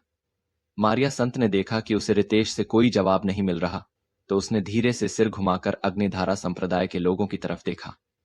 संत, झाझर और बाकी लोग झिझकते हुए बोले। जब वो पहली बार मारिया संत से मिले थे तो उनमें से सबसे अच्छा रिश्ता आरब का ही उससे था, इसलिए अब वो खुद उसके पास जाने की हिम्मत नहीं कर पा रहे थे। मारिया संत ने त्योरियां चढ़ाकर पूछा, क्या तुम्हारे संप्रदाय के युवा मास्टर अरब ट्रायल टावर के अंदर हैं? जी हां, झाझर ने सच सच बता दिया। ये सुनते ही मारिया की आंखों की पुतलियां जोर से सिकुड़ गईं, क्योंकि उसे अपने दिल के झटके को दबाना मुश्किल लग रहा था। उसने ट्रायल टावर की 20वीं मंजिल की ऊंचाई की तरफ देखा और अपना मुंह ढांक लिया। पूरी तरह से हक्की बक्की रह गई। उसने पहले सोचा था कि वो अरब की बेहतरीन काबिलियत को कबूल कर सकती है और वो सब देख चुकी है, लेकिन अब उसे अपनी गलती का एहसास हुआ। उसने तो अरब की काबिलियत का सिर्फ एक छोटा सा हिस्सा ही देखा था। मारिया संत का दिल जोर जोर से धड़क रहा था। उसे उम्मीद नहीं थी कि जब किस्मत से दोबारा मुलाकात होगी तो अरब उसे फिर से हैरान कर देगा। बेशक मारिया संत की इस भावुकता ने 2 लोगों को खुश नहीं किया। उनमें से एक था हर्षदीप। हर्षदीप मारिया संत को दिल की गहराइयों से चाहता था। वो उसे जीतने के सपने देखता था, लेकिन संत ने तो कभी उसकी परवाह ही नहीं की। हमेशा एक गुनगुना सा रवैया रखा। वो उसे प्रभावित करना चाहता था और चाहता था कि वो उसे एक नई नजर से देखे। बेशक ये स्वाभाविक है कि एक खूबसूरत औरत किसी हीरो से प्यार करे। हालांकि आज उसकी सारी चमक दमक कोई और छीन ले गया था। मारिया संत का सारा ध्यान अब आरब पर लगा हुआ था और उसके होने का एहसास तक भूल गई थी। और दूसरा शख्स जिसे खुश होना मुश्किल लग रहा था वो था स्टीवर्ड धनेश्वर। स्टीवर्ड धनेश्वर की नाखुशी की वजह आखिरकार यही थी कि आरब मारिया संत को जानता था। तो क्या इसका मतलब यह नहीं कि आरब का दरबार दल से कोई रिश्ता है? मारिया संत को कम मत समझो। जब वो बाहर होती है तो वो पूरे दरबार दल का प्रतिनिधित्व करती है, कुछ ऐसा जो दरबार दल के दूसरे जीनियस नहीं कर सकते। मैं स्टीवर्ड धनेश्वर को रोना आ रहा था। सोचो, अगर आरब मारिया संत के जरिए उससे बदला लेना चाहे तो उसे तबाह करना बिल्कुल मुमकिन है। स्टीवर्ड धनेश्वर को अचानक पछतावा हुआ और उसने झाझर और बाकी लोगों से बातचीत करने की कोशिश की, लेकिन बदकिस्मती से अग्निधारा संप्रदाय के लोगों ने स्टीवर्ड धनेश्वर की कोई सुनवाई नहीं की। इस तरह माहौल और भी गर्माता गया। 20वीं मंजिल पर बहुत से लोग नतीजे का इंतजार कर रहे थे। उसी वक्त आरब 20वीं मंजिल के अंदर था, अपने आखिरी दुश्मन का सामना कर रहा था। उसका सामना एक विशाल चांदी की कठपुतली से था। पूरी चांदी की कठपुतली दसियों झांग ऊंची खड़ी थी और उसकी आंखें खुद आरब से भी बड़ी थीं।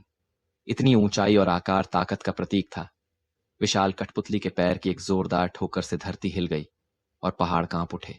आरब को मानना पड़ा, भले ही उसने पहाड़ ढाने वाली शैली इस्तेमाल की होती, उसकी ताकत इस विशाल कठपुतली के बराबर ही होती। बहुत खूब। आरब ने दांत भींचे और तेजी से पीछे हट गया, ये जानते हुए कि इस विशाल कठपुतली के साथ पास से लड़ना बेवकूफी होगी। लेकिन जैसे ही उसने सोचा कि दूरी बनाकर वो सुरक्षित है, विशाल कठपुतली ने अचानक अपना हाथ उठाया, अपना विशाल लंबा भाला पकड़ा और आड़ा तिरछा घुमा दिया। इस घुमाव से एक नीली अर्धचंद्राकार मूल ऊर्जा निकली। दसियों झांग के अंदर की हवा मानो एक पल में खामोश हो गई। उसके तुरंत बाद नीली अर्धचंद्राकार मूल ऊर्जा तेजी से फैलती गई, सैकड़ों झांग और यहां तक कि हजारों झांग तक पहुंच गई। आरब ने ठीक समय पर प्रतिक्रिया दी, तेजी से नीचे उतरकर फैलती हुई अर्धचंद्राकार ऊर्जा से बच निकला और उसकी चपेट में आने से बच गया। अगर वो इसकी चपेट में आ जाता तो आरब को पूरा यकीन था कि वो पूरी तरह से पिसकर खत्म हो गया होता। 20वीं मंजिल पर हमेशा से जान का खतरा रहा है। कमाल है, लगता है ना तो पास जाना कारगर है और ना ही दूर रहना। इसके दूर और पास दोनों तरह के हमले एकदम सटीक और बेदाग हैं। खैर, ये मेरी ही गलती है कि मैं उम्मीद लगाए बैठा था। क्या 20वीं मंजिल का आखिरी दुश्मन हमेशा से एक परफेक्ट दुश्मन नहीं रहा? आरब ने गहरी सांस ली। मेरे पास अब भी 10,000 से ज्यादा आत्मिक ताबीजें बची हैं, पहले इन्हें आजमा कर देखता हूं। आरब ने अपनी आंखें सिकोड़ लीं। 10,000 से ज्यादा आत्मिक ताबीजें बिखर गईं और आरब के नियंत्रण में वो विशाल कठपुतली के करीब पहुंच गईं। हालांकि विशाल कठपुतली में चेतना नहीं थी, लेकिन जाहिर तौर पर वो आरब को इतनी सारी आत्मिक ताबीजों के साथ अपने पास नहीं आने देती। उसने ताबीजों को तोड़ने की कोशिश में अपना लंबा भाला घुमाया, लेकिन आरब ने पहले ही इसका अंदाजा लगा लिया था और बिना किसी मुश्किल के ताबीजों के साथ भाले से बच निकला। अब ये एकदम सही पोजीशन में है। आरब ने हरकत की और फिर चिल्लाया, फट जाओ। विस्फोट के बाद 20वीं मंजिल की पूरी जगह तुरंत चमकदार रंगों से भर गई। इसकी वजह बेशक दसियों हजार आत्मिक ताबीजें थीं। करीब 10,000 आत्मिक ताबीजों की ताकत फैलने के साथ आरब को यह अंदाजा लगाना मुश्किल हो रहा था कि ये कितनी ताकतवर होंगी। खैर, उसकी ताबीजें बनाने की क्षमता लगातार मजबूत हो रही थी और वो और भी बेहतरीन होती जा रही थी। उसे विशाल कठपुतली की सुरक्षा को तोड़ना ही था। आरब ने अपनी नजरें सामने खड़ी विशाल कठपुतली पर जमा दी। अचानक धुआं छूट गया। आरब ऊंचाई पर खड़ा था और उसने सांस छोड़ी। दसियों हजार आत्मिक ताबीजों के फटने के बाद विशाल कठपुतली का शरीर फटा पुराना हो गया था और उसके कवच में गहरी दरारें पड़ गई थीं। लेकिन बदकिस्मती से कठपुतली फिर भी एक पूरे ढांचे की तरह काम कर रही थी। यही वजह थी कि आरब कड़वी हंसी हंसे बिना नहीं रह सका। अगर हो सकता बड़े भाई, तो मैं ये दांव इस्तेमाल नहीं करना चाहता था, आरब ने बेबसी से हंसते हुए कहा। जैसा उसने खुद कहा, लेकिन अब वो इसे इस्तेमाल नहीं करना चाहता था।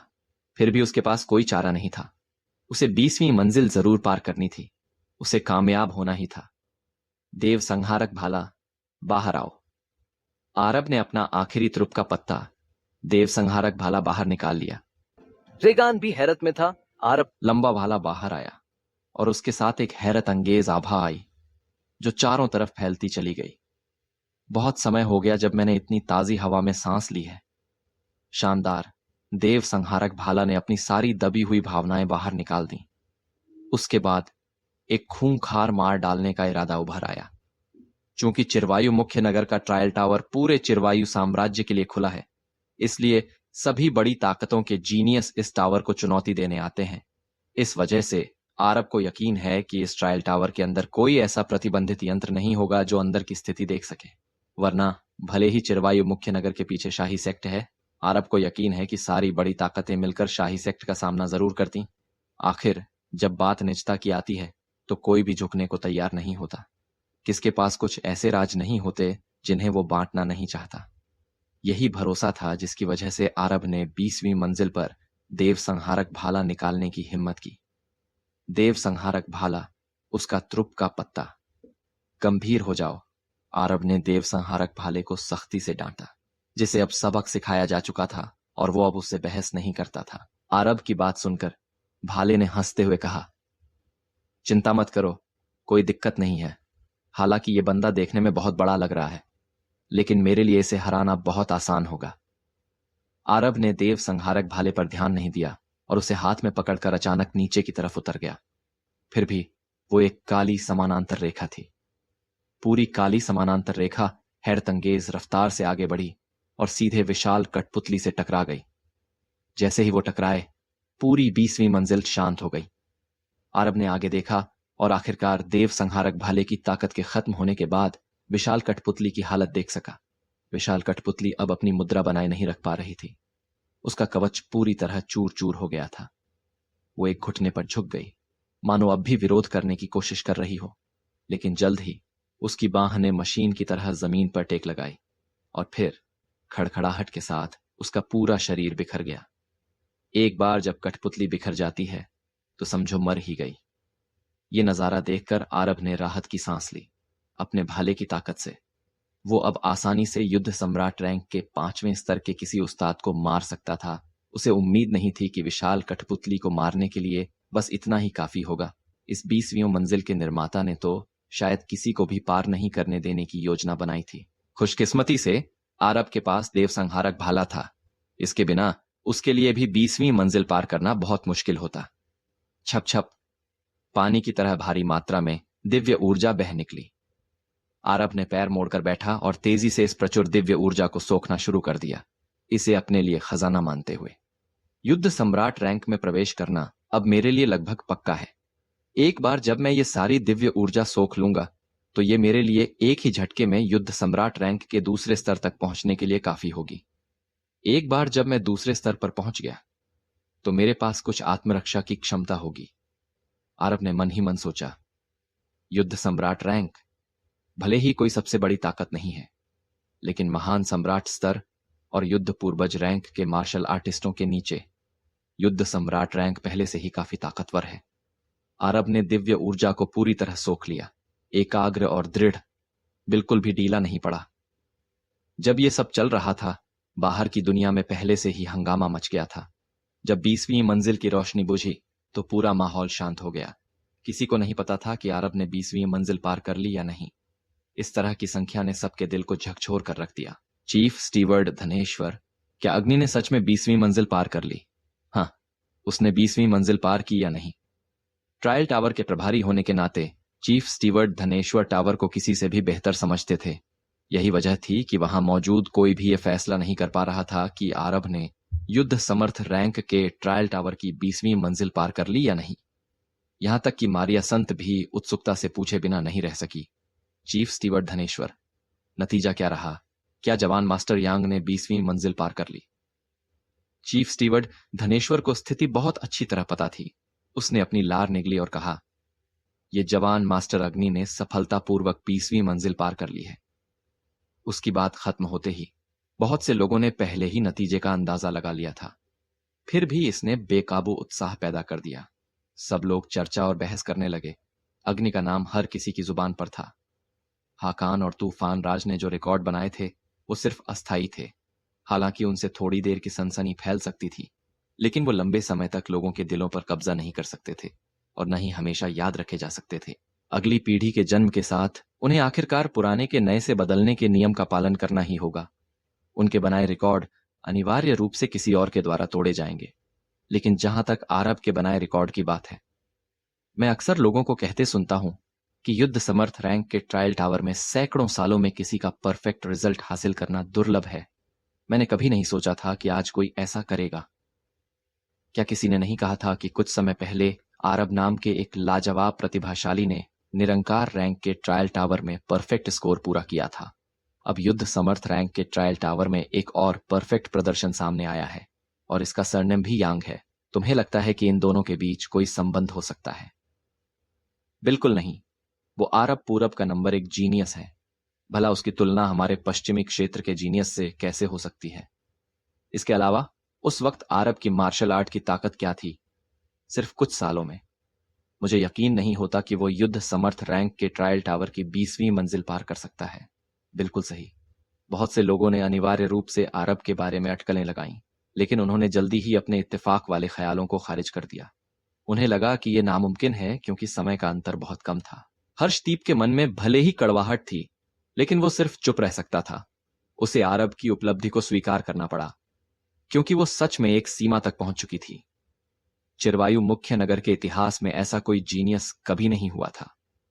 चीफ स्टीवर्ट धनेश्वर ने पहले ही चुपके से ऊपर के अधिकारियों से संपर्क कर लिया था। अब सब कुछ आरब की असली उम्र पर निर्भर था। जब वो ट्रायल टावर से बाहर आएगा, अगर आरब सच में बहुत जवान था, तो ये मामला तुरंत शाही सेक्ट को सूचित किया जाना चाहिए। आरब का आना पक्का ही सभी बड़ी ताकतों को उसके लिए होड़ करने पर मजबूर कर देता। इसी वक्त चीफ स्टीवर्ट धनेश्वर ने मारिया संत की तरफ देखा और पहले उससे कुछ सवाल पूछने की योजना बनाई। संत, ऐसा लगता है कि आप अग्नि को जानती हैं। उसकी उम्र कितनी है? आपको तो पता ही होगा। चीफ स्टीवर्ट धनेश्वर ने मुस्कुराकर पूछा। मारिया संत चीफ स्टीवर्ट धनेश्वर के इरादे जानती थी, लेकिन यह बात वैसे भी राज नहीं रह सकती थी। इसलिए उसने बस सच सच बता दिया। जवान मास्टर यांग इस साल 21 साल के हुए हैं। क्या? यह सुनते ही पूरा माहौल एक बार फिर खामोश हो गया। हर्षदीप और वहां मौजूद दूसरे जीनियसों के मन में जो थोड़ी सी श्रेष्ठता की भावना बची थी, वो भी खत्म हो गई। चाहे वो माने या न माने, आरब की असाधारण प्रतिभा ने पहले ही दूसरों को उसकी तरफ आंखें उठाकर देखने पर मजबूर कर दिया था। इस दौरान चिरवायु मुख्य नगर के लोग भी पल भर में व्यस्त हो गए, ये जानते हुए कि उन्हें इस मामले की सूचना जल्दी से शाही सेक्ट को देनी होगी। उसी वक्त आरब ने 20वीं मंजिल में दिव्य ऊर्जा को पूरी तरह सोख और शुद्ध कर लिया था और सफलतापूर्वक युद्ध सम्राट रैंक के दूसरे स्तर में प्रवेश कर गया। तो यह है युद्ध सम्राट रैंक। आरब ने खड़े होकर युद्ध समर्थ रैंक के समय से अब तक अपने अंदर हुए बदलावों को महसूस किया। जैसे ही उसने यूं ही अपनी मूव्स दिखाई, उसकी मूल ऊर्जा समंदर की लहर की तरह बह निकली, जिससे आरब को मन ही मन आह भरनी पड़ी। वो युद्ध समर्थ रैंक के समय के मुकाबले बहुत ज्यादा ताकतवर हो गया था। ये कहना गलत नहीं होगा कि वो कम से कम 10 गुना ज्यादा ताकतवर था। अब अगर वो युद्ध सम्राट रैंक 9वें स्तर के किसी मार्शल आर्टिस्ट के खिलाफ या युद्ध पूर्वज रैंक से आधा कदम दूर वाले के खिलाफ भी देव संहारक भाले का इस्तेमाल करे, तो एक ही वार में मारना नामुमकिन नहीं हो सकता। इसका मतलब ये भी था कि कुछ हद तक उसने आत्मरक्षा की बहुत ज्यादा ताकत हासिल कर ली थी। बदकिस्मती से मेरी मानसिक स्थिति अब भी काफी नहीं है। मुझे फिलहाल युद्ध सम्राट रैंक के ट्रायल टावर को दिमाग से निकालना होगा। खैर, अब जब मैंने ट्रायल टावर पार कर लिया है, तो बाहर तो हंगामा मचा ही होगा। आरब ने सिर हिलाया। हो सके तो वो ज्यादा दिखावा नहीं करना चाहता था, लेकिन ये कुछ ऐसा था जिसमें उसका कोई बस नहीं था। दिखावा हो या ना हो, उसे हालात का सामना करना ही था, जब तक कि वो ट्रायल टावर को चुनौती देना ही ना चाहता। खैर, चलो पहले बाहर जाकर देखते हैं। आरब ने अपने हाथ पीठ पर रखे और ट्रायल टावर से बाहर निकल गया। चाहे उसे जैसी भी मुश्किलों का सामना करना पड़े, उसे उनका डटकर सामना करना ही था। जब वो ट्रायल टावर से बाहर आया, तो उसने देखा कि अनगिनत आंखें उस पर जमी हुई थीं, कुछ खुल्लम खुल्ला और कुछ छुपकर। परछाइयों में एक धुंधला सा युद्ध पूर्वज रैंक का मार्शल आर्टिस्ट छुपा हुआ है। आरब ने तुरंत कुछ भांप लिया, लेकिन वो धुंधला एहसास जल्द ही गायब हो गया। उसका अवलोकन ठोस था। अपनी मौजूदा ताकत के साथ उसके पास एक दिव्य आत्मा शक्ति थी, जो युद्ध सम्राट रैंक 7वें स्तर पर बिना किसी मुश्किल के नजर रख सकती थी। ऐसी दिव्य आत्मा शक्ति के तहत किसी युद्ध पूर्वज रैंक के मार्शल आर्टिस्ट की मौजूदगी का पता लगाना जो उसके लिए तैयार नहीं था, कोई मुश्किल काम नहीं था। बदकिस्मती से जिस पल उस युद्ध पूर्वज रैंक के मार्शल आर्टिस्ट ने आरब की निगरानी को भांप लिया, वो सावधान हो गया और उसने खुद को छुपा लिया, जिससे आरब और ज्यादा विवरण नहीं देख सका। हालांकि सिर्फ इतना जान लेना कि परछाइयों में एक युद्ध पूर्वज रैंक का मार्शल आर्टिस्ट छुपा हुआ है, आरब के लिए पहले से ही काफी था। एक युद्ध पूर्वज रैंक का मार्शल आर्टिस्ट, आरब ने मन ही मन बुदबुदाया। लगता है मेरी हरकतों ने पूरे दीर्घवायु नगरी मुख्य नगर को सचेत कर दिया है। दीर्घवायु नगरी मुख्य नगर के पीछे हुआंगदाओ सेक्ट है और वो मेरे दोस्त नहीं दुश्मन है। चाहे वो मुझे अपनी तरफ मिलाना चाहे या मेरे दुश्मन बने, मुझे कुछ तरीके सोचने होंगे। आखिर हुआंगदाओ सेक्ट के साथ उसका सच में दोस्ती का रिश्ता होना नामुमकिन था। ये अग्नि है, वो बाहर आ गया। मुझे देखने दो, वो सच में बहुत जवान है। मुझे यकीन है कि वो उन लोगों में से नहीं है जो मार्शल आर्ट में ताकतवर होने के बाद किसी तरीके से अपना रूप बदलते हैं। वो सच में बहुत जवान है, इसमें कोई शक नहीं है। हालांकि अलग अलग तरीकों से बनाए गए जवान चेहरे असली लग सकते हैं, लेकिन आखिर में फर्क पहचानना काफी आसान होता है, जब तक कि कोई बेमिसाल जीनियस न हो जो बहुत कम उम्र में ही किसी ऐसे स्तर पर पहुंच गया हो जहां और नहीं पहुंच सकते। नंगी आंखों से आंकना कोई पक्का तरीका नहीं था, फिर भी ये बहुत सी चीजें देखने के लिए काफी था। अब तक सबने कमोबेश आरब की उम्र तय कर ली थी। कम से कम मारिया संत ने जो कहा वो सही था। मारिया संत ने झूठ नहीं बोला। अग्नि बहुत जवान है। मारिया संत आरब ने किसी को उसका जिक्र करते सुना। उसके मन में उसकी दिव्य आत्मा ने एक जाना पहचाना चेहरा पहचान लिया। ये एक औरत थी जो ठीक अग्निधारा संप्रदाय के पास खड़ी थी। उसके खूबसूरत और शांत रूप को देखते हुए ये मारिया थी जिससे उसकी एक बार छोटी सी मुलाकात हुई थी। मारिया अग्निधारा संप्रदाय के पास इसलिए खड़ी थी ताकि जल्द से जल्द आरब का ध्यान अपनी तरफ खींच सके। अब जब वो कामयाब हो गई थी तो उसका चुनाव सही साबित हुआ। ये देखकर कि आरब की नजर आखिरकार उस पर पड़ गई है, मारिया ने मुस्कुराकर कहा, जवान मास्टर यांग, मुझे उम्मीद नहीं थी कि हमारी किस्मत इतनी जुड़ी होगी। हमें बिछड़े अभी करीब 2 महीने ही हुए हैं और हम फिर मिल गए।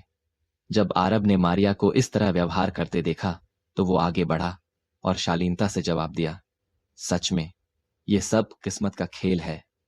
मारिया ने हल्की सी मुस्कान दी और कहा, खैर, लगता है कि अभी अभी हमारे दरबार दल का रितेश कुछ ज्यादा ही बदतमीजी कर गया और जवान मास्टर यांग से उसकी थोड़ी झड़प हो गई। ये सब बस एक गलतफहमी थी। रितेश, तुम्हें जवान मास्टर यांग से जल्दी से माफी मांगनी चाहिए। ये मामला पूरी तरह तुम्हारी गलती है। अब तुम्हें पता चल गया कि हमेशा कोई ना कोई तुमसे बेहतर होता है ना? रितेश अब आरब से पूरी तरह से प्रभावित था। 20वीं मंजिल तक पहुंचने के मामले को छोड़ भी दें तो आरब की दुर्लभ युद्ध सम्राट रैंक की ताकत ही सबको हैरान करने के लिए काफी थी। तुलना की तो कोई गुंजाइश ही नहीं थी। एक 21 साल के युद्ध सम्राट रैंक के मार्शल आर्टिस्ट का सामना करते हुए भला किसी को अचरज नहीं होगा। इसके बारे में सोचना भी बिल्कुल हैरान कर देने वाला था। ये सोचते हुए रितेश को स्वाभाविक रूप से और कोई हिचक नहीं हुई और उसने तुरंत माफी मांग ली। मास्टर यांग, पहले मेरी गलती थी। मुझे आपको कम नहीं आंकना चाहिए था और न ही मुझे बदतमीजी से बोलना चाहिए था। मुझे उम्मीद है कि आप संत के चेहरे की खातिर मेरी गलतियों को अनदेखा कर सकते हैं। कृपया इसे दिल पर न लें। रितेश को इतनी ईमानदारी से माफी मांगते देख मारिया ने धीरे से कहा, जवान मास्टर यांग, जैसा कि आप देख सकते हैं रितेश ने माफी मांग ली है। कृपया उसके प्रति कोई शिकायत मन में न रखें। हाँ, मैं उस वक्त बस उलझन में था। हे, रितेश ने अपना सिर खुजलाया, थोड़ा शर्मिंदा। आरब ने कड़वी मुस्कान दी, मारिया गर्ल, क्या तुम्हें लगता है कि मैं इतना छोटी सोच वाला इंसान हूं? जवान मास्टर रितेश ने जो कहा था मैं तो उसे लगभग भूल ही गया हूं। शिकायत कहां है? अगर कोई है भी तो वो सब अब बीते जमाने की बात हो गई। मारिया ने देखा कि आरब ने रितेश के साथ किसी तरह की शिकायत का जिक्र नहीं किया और राहत महसूस की। उसे डर था कि आरब का दरबार दल के साथ कोई झगड़ा होगा जिससे उनके प्रति उसकी धारणा पर असर पड़ता। इसमें कोई हैरानी नहीं थी कि वो आरब को इतनी अहमियत दे रही थी। अगर आरब सिर्फ एक आम जीनियस होता तो बात अलग होती, लेकिन आरब कैसा जीनियस था? वो एक सुपर जीनियस था जिसने तीनों सुपर ताकतों को बेजोड़ कुचलने वाली ताकत से ध्वस्त कर दिया था। एक कोमल और मिलनसार अंदाज में मारिया संत ने कहा, जवान मास्टर यांग, चूंकि आपने अभी अभी ट्रायल टावर पार किया है तो आप काफी थके होंगे। मैंने हमारे लिए एक चाय घर तैयार किया है, तो क्यों ना आप मेरे साथ एक कप चाय पीने चलें। मारिया संत का सच्चा निमंत्रण देखकर और पहले हुए युद्ध पूर्वज रैंक के मार्शल आर्टिस्ट वाली घटना को याद करते हुए आरब ने एक पल सोचा और फिर हामी भर दी। चूंकि मारिया गर्ल ने मुझे इतने गर्मजोशी से बुलाया है तो भला मैं कैसे मना कर सकता हूं। मुझे बस अपने अग्निधारा संप्रदाय के लोगों की चिंता है। चिंता मत करो, उन्हें भी साथ ले चलने में कोई हर्ज नहीं है। मारिया ने मीठी मुस्कान दी। ये तो अच्छा है। आरब को तसल्ली हुई। तो फिर मैं आपका निमंत्रण स्वीकार करता हूं। उसके पास मना करने की कोई वजह नहीं थी। अभी उसे किसी ऐसे शख्स की जरूरत थी जो उसे पनाह दे और आने वाली मुसीबतों में उसकी मदद करे। मारिया संत ऐसी ही एक शख्स थी, और दरबार दल जिसका वो प्रतिनिधित्व करती थी वो भी होगा। असल में आरब को मारिया संत के इरादे नहीं पता थे, लेकिन उसका निमंत्रण बिल्कुल साफ था। चूंकि ऐसा था तो स्वाभाविक रूप से उसके पास मना करने की कोई वजह नहीं थी। हुआंगदाओ सेक्ट की तुलना, जिसके साथ उसका कोई खास तालमेल नहीं था और जो दुश्मन से दोस्त नहीं बन सकता था, उसने जाहिर तौर पर दरबार दल को चुना। और इस तरह सबकी नजरों के सामने आरब, उसके अग्निधारा संप्रदाय के सदस्य और दरबार दल के सदस्य तेजी से वहां से चले गए। दोनों के जाने से तुरंत हंगामा मच गया। क्या जोड़ी है, एक खूबसूरती और एक हीरो। मारिया संत दरबार दल की संत और सेक्ट की महिला वंशजों में नंबर 1 जीनियस, सच में अपने नाम के लायक है। वो दीर्घवायु नगरी मुख्य नगर की शीर्ष 10 खूबसूरत औरतों में से एक भी है। लेकिन अफसोस कि मारिया संत ने कभी किसी के प्रति कोई लगाव नहीं दिखाया, हमेशा दूरी बनाए रखी। लेकिन आज उसने हैरानी की बात है कि किसी को चाय पर बुलाया। मैं सोचता हूं कि तूफान राज ने यह देखा तो क्या किया होगा। अगर मुझे ठीक से याद है तो तूफान राज मारिया संत के पीछे काफी जोर शोर से लगा हुआ था। पहले तूफान राज सोचता था कि सिर्फ वही मारिया संत के लायक है। कुछ लोग सोचते थे कि मारिया संत के मानक बहुत ऊंचे हैं, लेकिन अब लगता है कि ऐसा इसलिए नहीं है क्योंकि उनके मानक ऊंचे हैं, बल्कि इसलिए कि मारिया संत की दूरदर्शी नजर है।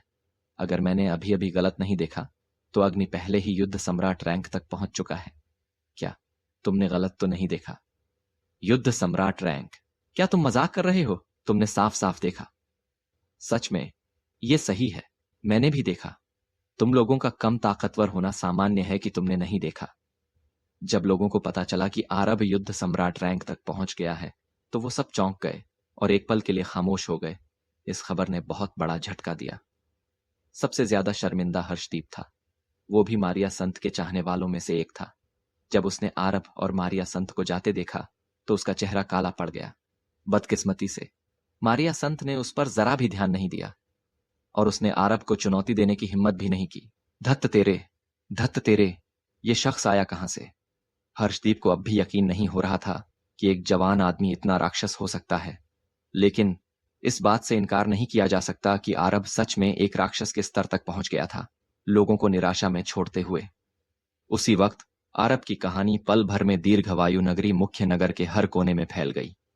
आरब और मारिया संत के साथ चाय पीने की खबर दीर्घवायु नगरी मुख्य नगर के लोगों तक पहुंची और साथ ही ये हुआंगदाओ सेक्ट के कानों तक भी पहुंच गई।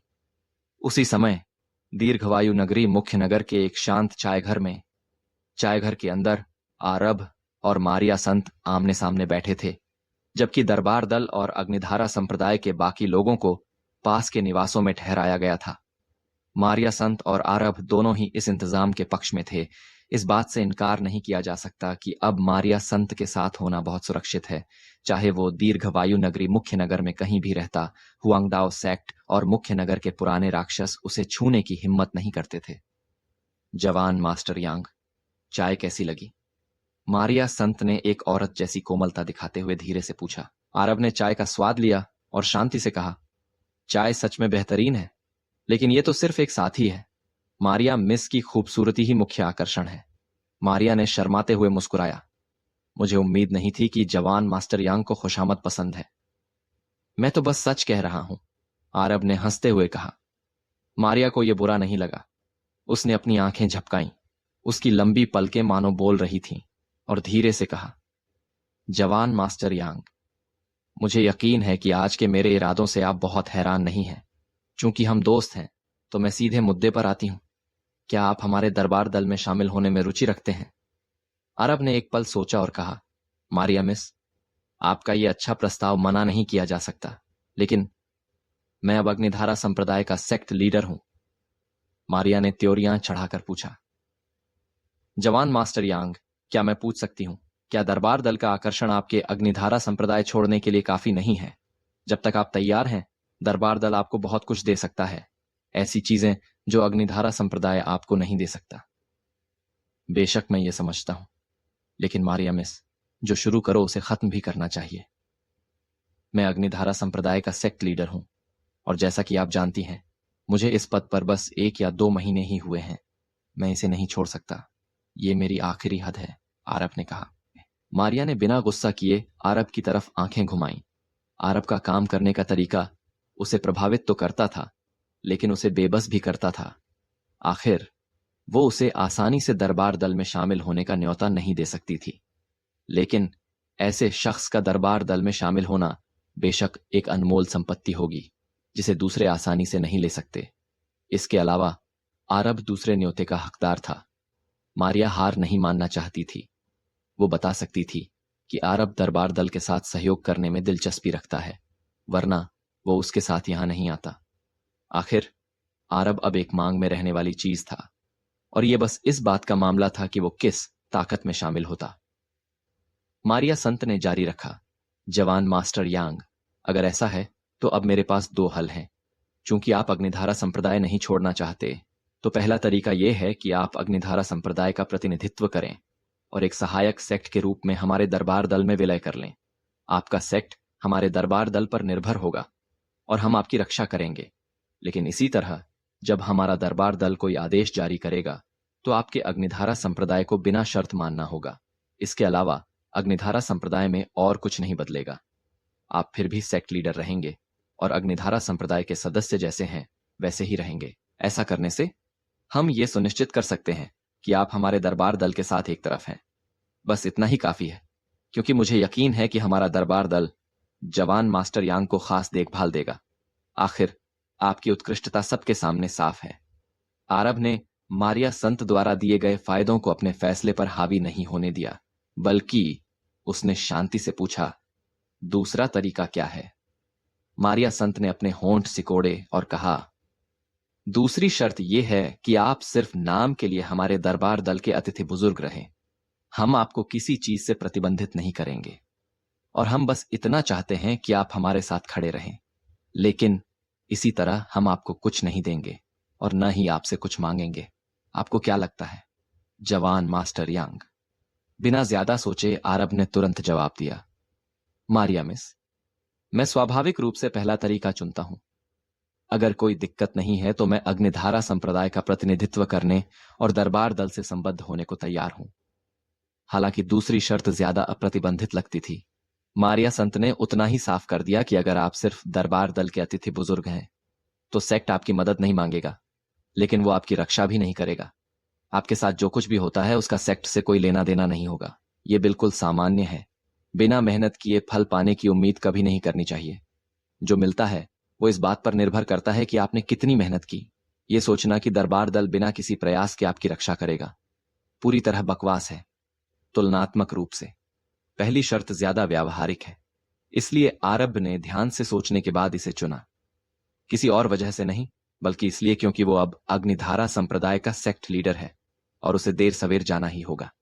जाने से पहले ये अग्निधारा संप्रदाय के लिए एक अच्छा सहारा ढूंढने जैसा है।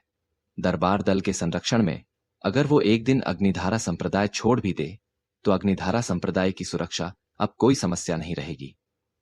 आरब को ऐसा कहते सुन मारिया संत की आंखों में तुरंत खुशी की चमक उभर आई। उसका लक्ष्य आरब को अपनी तरफ करना था और उसे उम्मीद नहीं थी कि प्रक्रिया इतनी आसान होगी। ये उनके दरबार दल के लिए एक अच्छी बात थी। तो फिर इस मामले को हम यहीं तय करते हैं। मैं इसकी सूचना ऊपर के अधिकारियों को दूंगी और मुझे यकीन है कि दरबार दल अग्निधारा संप्रदाय को स्वीकार करने में बहुत खुश होगा। वैसे जवान मास्टर यांग और अग्निधारा संप्रदाय के बाकी लोग दीर्घवायु नगरी मुख्य नगर में और कितने समय रुकने की योजना बना रहे हैं। मारिया संत ने अपनी बड़ी बड़ी नम आंखें झपकाईं।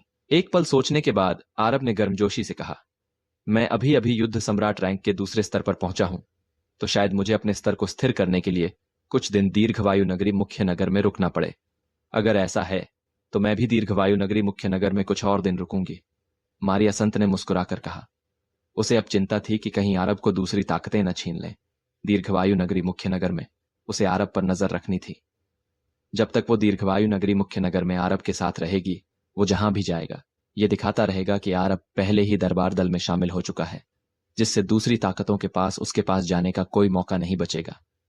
लेकिन अगर वो चली गई तो स्थिति अलग होगी। उसे अब आरब पर करीब से नजर रखनी थी, इसलिए नहीं कि उसे उस पर भरोसा नहीं था, बल्कि इसलिए कि विभिन्न सेक्टों का लालच नजरअंदाज करने के लिए बहुत बड़ा था। तो आरब दीर्घवायु नगरी मुख्य नगर में ठहर गया और दरबार दल के लोग, जिनमें मारिया संत भी शामिल थी, पास में ही रहे, जिससे यह आभास होता था कि वो आरब के करीब हैं। आरब दरबार दल के इरादे जानता था, लेकिन वो इस इंतजाम से खुश था। उसने अग्निधारा संप्रदाय के बाकी लोगों को दरबार दल पर निर्भर रहने की अपनी योजना के बारे में बताया। वो भला ऐसी अच्छी बात पर कैसे आपत्ति कर सकते थे? आखिर दरबार दल में शामिल होने का मतलब था एक ताकतवर सहारा मिलना। आमतौर पर ऐसी अच्छी किस्मत उनके पास नहीं आती थी। ये तो कुछ ऐसा था जिसकी तलाश शीर्ष स्तर की ताकतें करती थीं। उनकी तीसरे दर्जे की ताकत, जिसे तीसरे दर्जे की भी नहीं माना जाता था, पर दरबार दल का शायद ध्यान भी न जाता, चाहे वो रोते चिल्लाते। लेकिन अब जब आरब ने कदम रखा तो दरबार दल ने सच में ध्यान दिया और उन्हें स्वीकार कर लिया। वो अच्छी तरह जानते थे कि यह सब आरब की मेहनत की बदौलत हुआ, और इस तरह आरब ने एकांतवास में जाने का फैसला किया। हालांकि उसने कहा था कि वो अपने स्तर को स्थिर करने के लिए एकांतवास में जा रहा है। दरअसल ये सिर्फ एक बहाना था जो आरब ने अपने लिए बनाया था। अब एकांतवास में जाने की वजह थी त्यांडू डिवाइन कंट्री जाना। रैंक के मार्शल आर्टिस्ट भी अपनी दिव्य आत्माओं से अंदर न घुस सकें। वो सिर्फ जबरदस्ती अंदर की स्थिति देख सकते थे। लेकिन दरबार दल के लोगों के आसपास होने से वो युद्ध पूर्वज रैंक के मार्शल आर्टिस्ट कोई मनमानी करने की हिम्मत नहीं करते। अगर उन्होंने जबरदस्ती घुसने की हिम्मत की भी तो आरब उन्हें भांप लेता और समय रहते त्यांडू डिवाइन कंट्री से वापस आकर सुनिश्चित करता कि कुछ गलत न हो। ये भरोसा होने पर कि कुछ गलत नहीं होगा, आरब ने त्यांडू डिवाइन कंट्री जाने का फैसला किया। आखिर इस बार उसका त्यांडू डिवाइन कंट्री जाना बहुत अहमियत रखता था। कई तरह की सुरक्षाएं लगाने के बाद आरब ने आखिरकार त्यांडू डिवाइन कंट्री के लिए जाने के द्वार खोले और अंदर चला गया। ये एक लंबे समय से बिछड़ी हुई जगह थी, लेकिन जैसे ही आरब पहुंचा उसे एक जाना पहचाना एहसास हुआ। जैसे जैसे उसकी ताकत बढ़ी, त्यांडू डिवाइन कंट्री पर उसका नियंत्रण और भी मजबूत होता गया। एक विचार के साथ उसने बादल को बुला लिया। बादल तेजी से आया और आदर से बोला, जवान मालिक। बड़े बादल, बहुत समय बाद मिले, आरब ने मुस्कुराकर कहा। आरब को सुरक्षित और स्वस्थ देखकर बादल आह भरे बिना नहीं रह सका। जवान मालिक, जब तक आप सुरक्षित हैं मैं निश्चिंत हो सकता हूं। पिछली बार जाने के बाद से वो आरब को लेकर चिंतित था, लेकिन अब जब उसने आरब को सुरक्षित देखा तो आखिरकार उसे सुकून मिला। बादल की आंखें फैल गईं और उसने अविश्वसनीयता से कहा, जवान मालिक, क्या आप युद्ध सम्राट रैंक तक पहुंच गए हैं? आरब ने दिल खोलकर हंसते हुए कहा, हाँ, बिल्कुल पहुंच गया।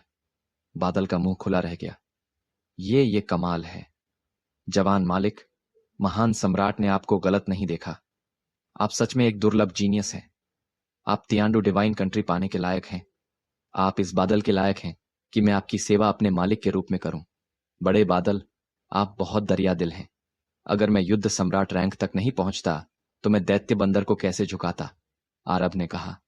जवान मालिक, क्या आप आज यहां उस बंदर को झुकाने आए हैं? बादल ने पूछा। आरब ने सिर हिलाया।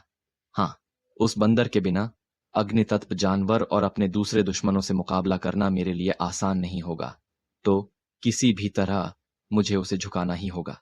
तो फिर? जवान मालिक, मैं आपको अभी बैंगनी आंखों वाले दैत्य बंदर से मिलवाने ले चलता हूं, बादल ने कहा।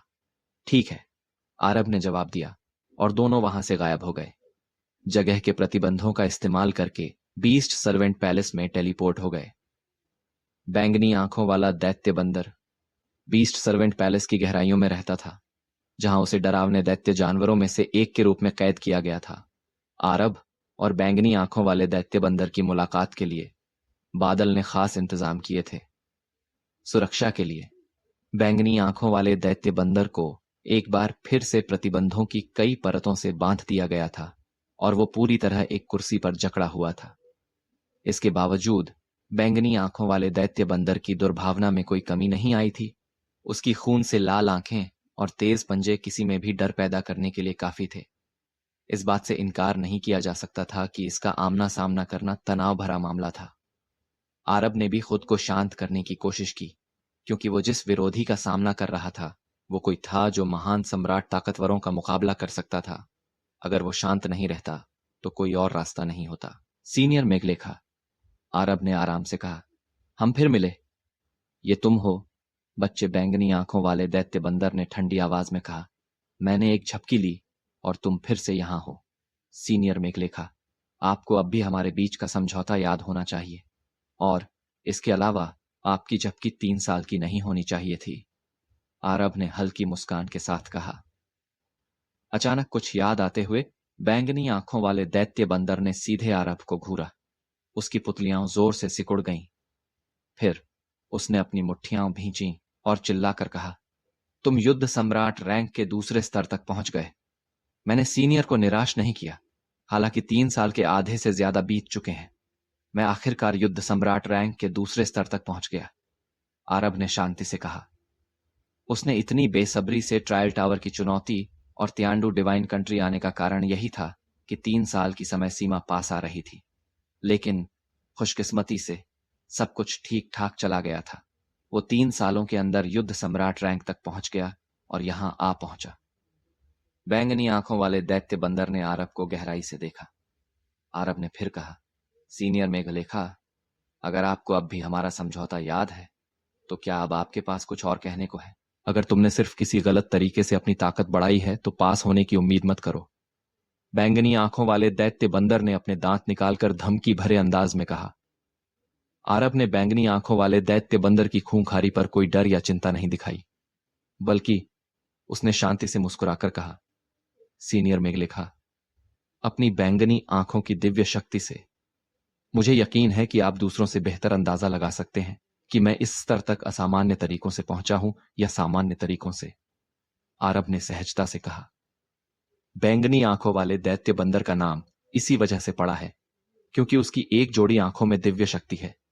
उसकी आंखों में कोई भी भेष बेकार है और कोई भी साजिश बेमानी हो जाती है। यही बैंगनी आंखों की दिव्य शक्ति की ताकत है। कभी कभी आरब तियांडू सम्राट की तारीफ करता है क्योंकि वो सोच नहीं सकता कि तियांडू सम्राट ने बैंगनी आंखों वाले दैत्य बंदर को कैसे पकड़ लिया था। आरब की बात सुनकर बैंगनी आंखों वाले दैत्य बंदर का भाव उदासीन रहा। उसकी बैंगनी आंखें अचानक बड़ी चमक से चमक उठी।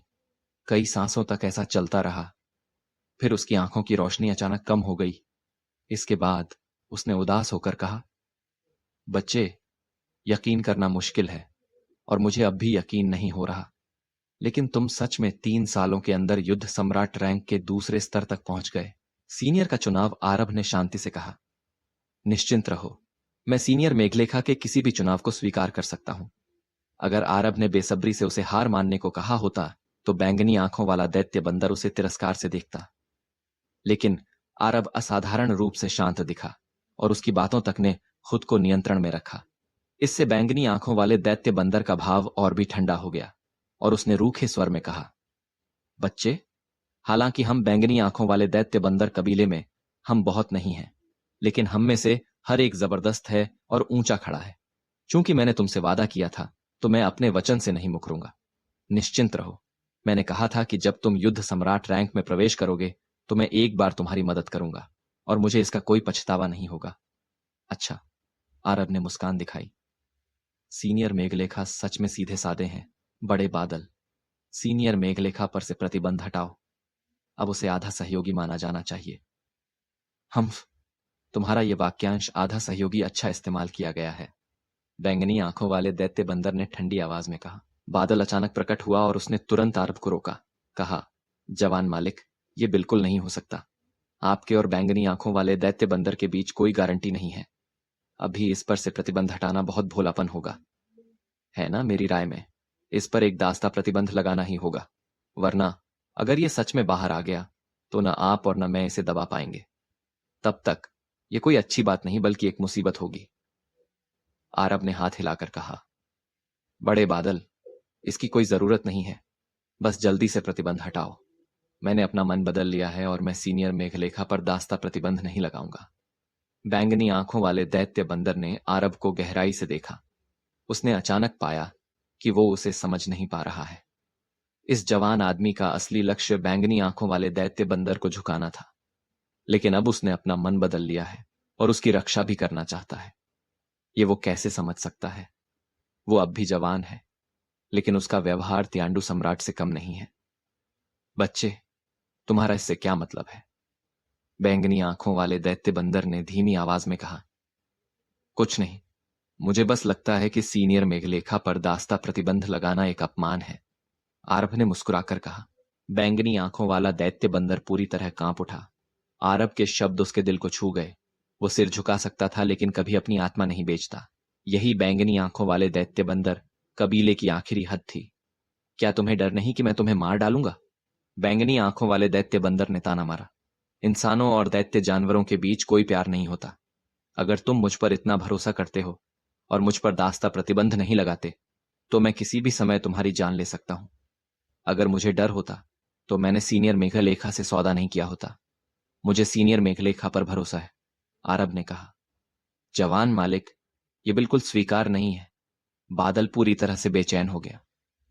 आरब ने इस बारे में उसके साथ पहले से चर्चा नहीं की थी। उसका क्या मतलब था? बैंगनी आंखों वाला दैत्य बंदर किस तरह का दैत्य जानवर था?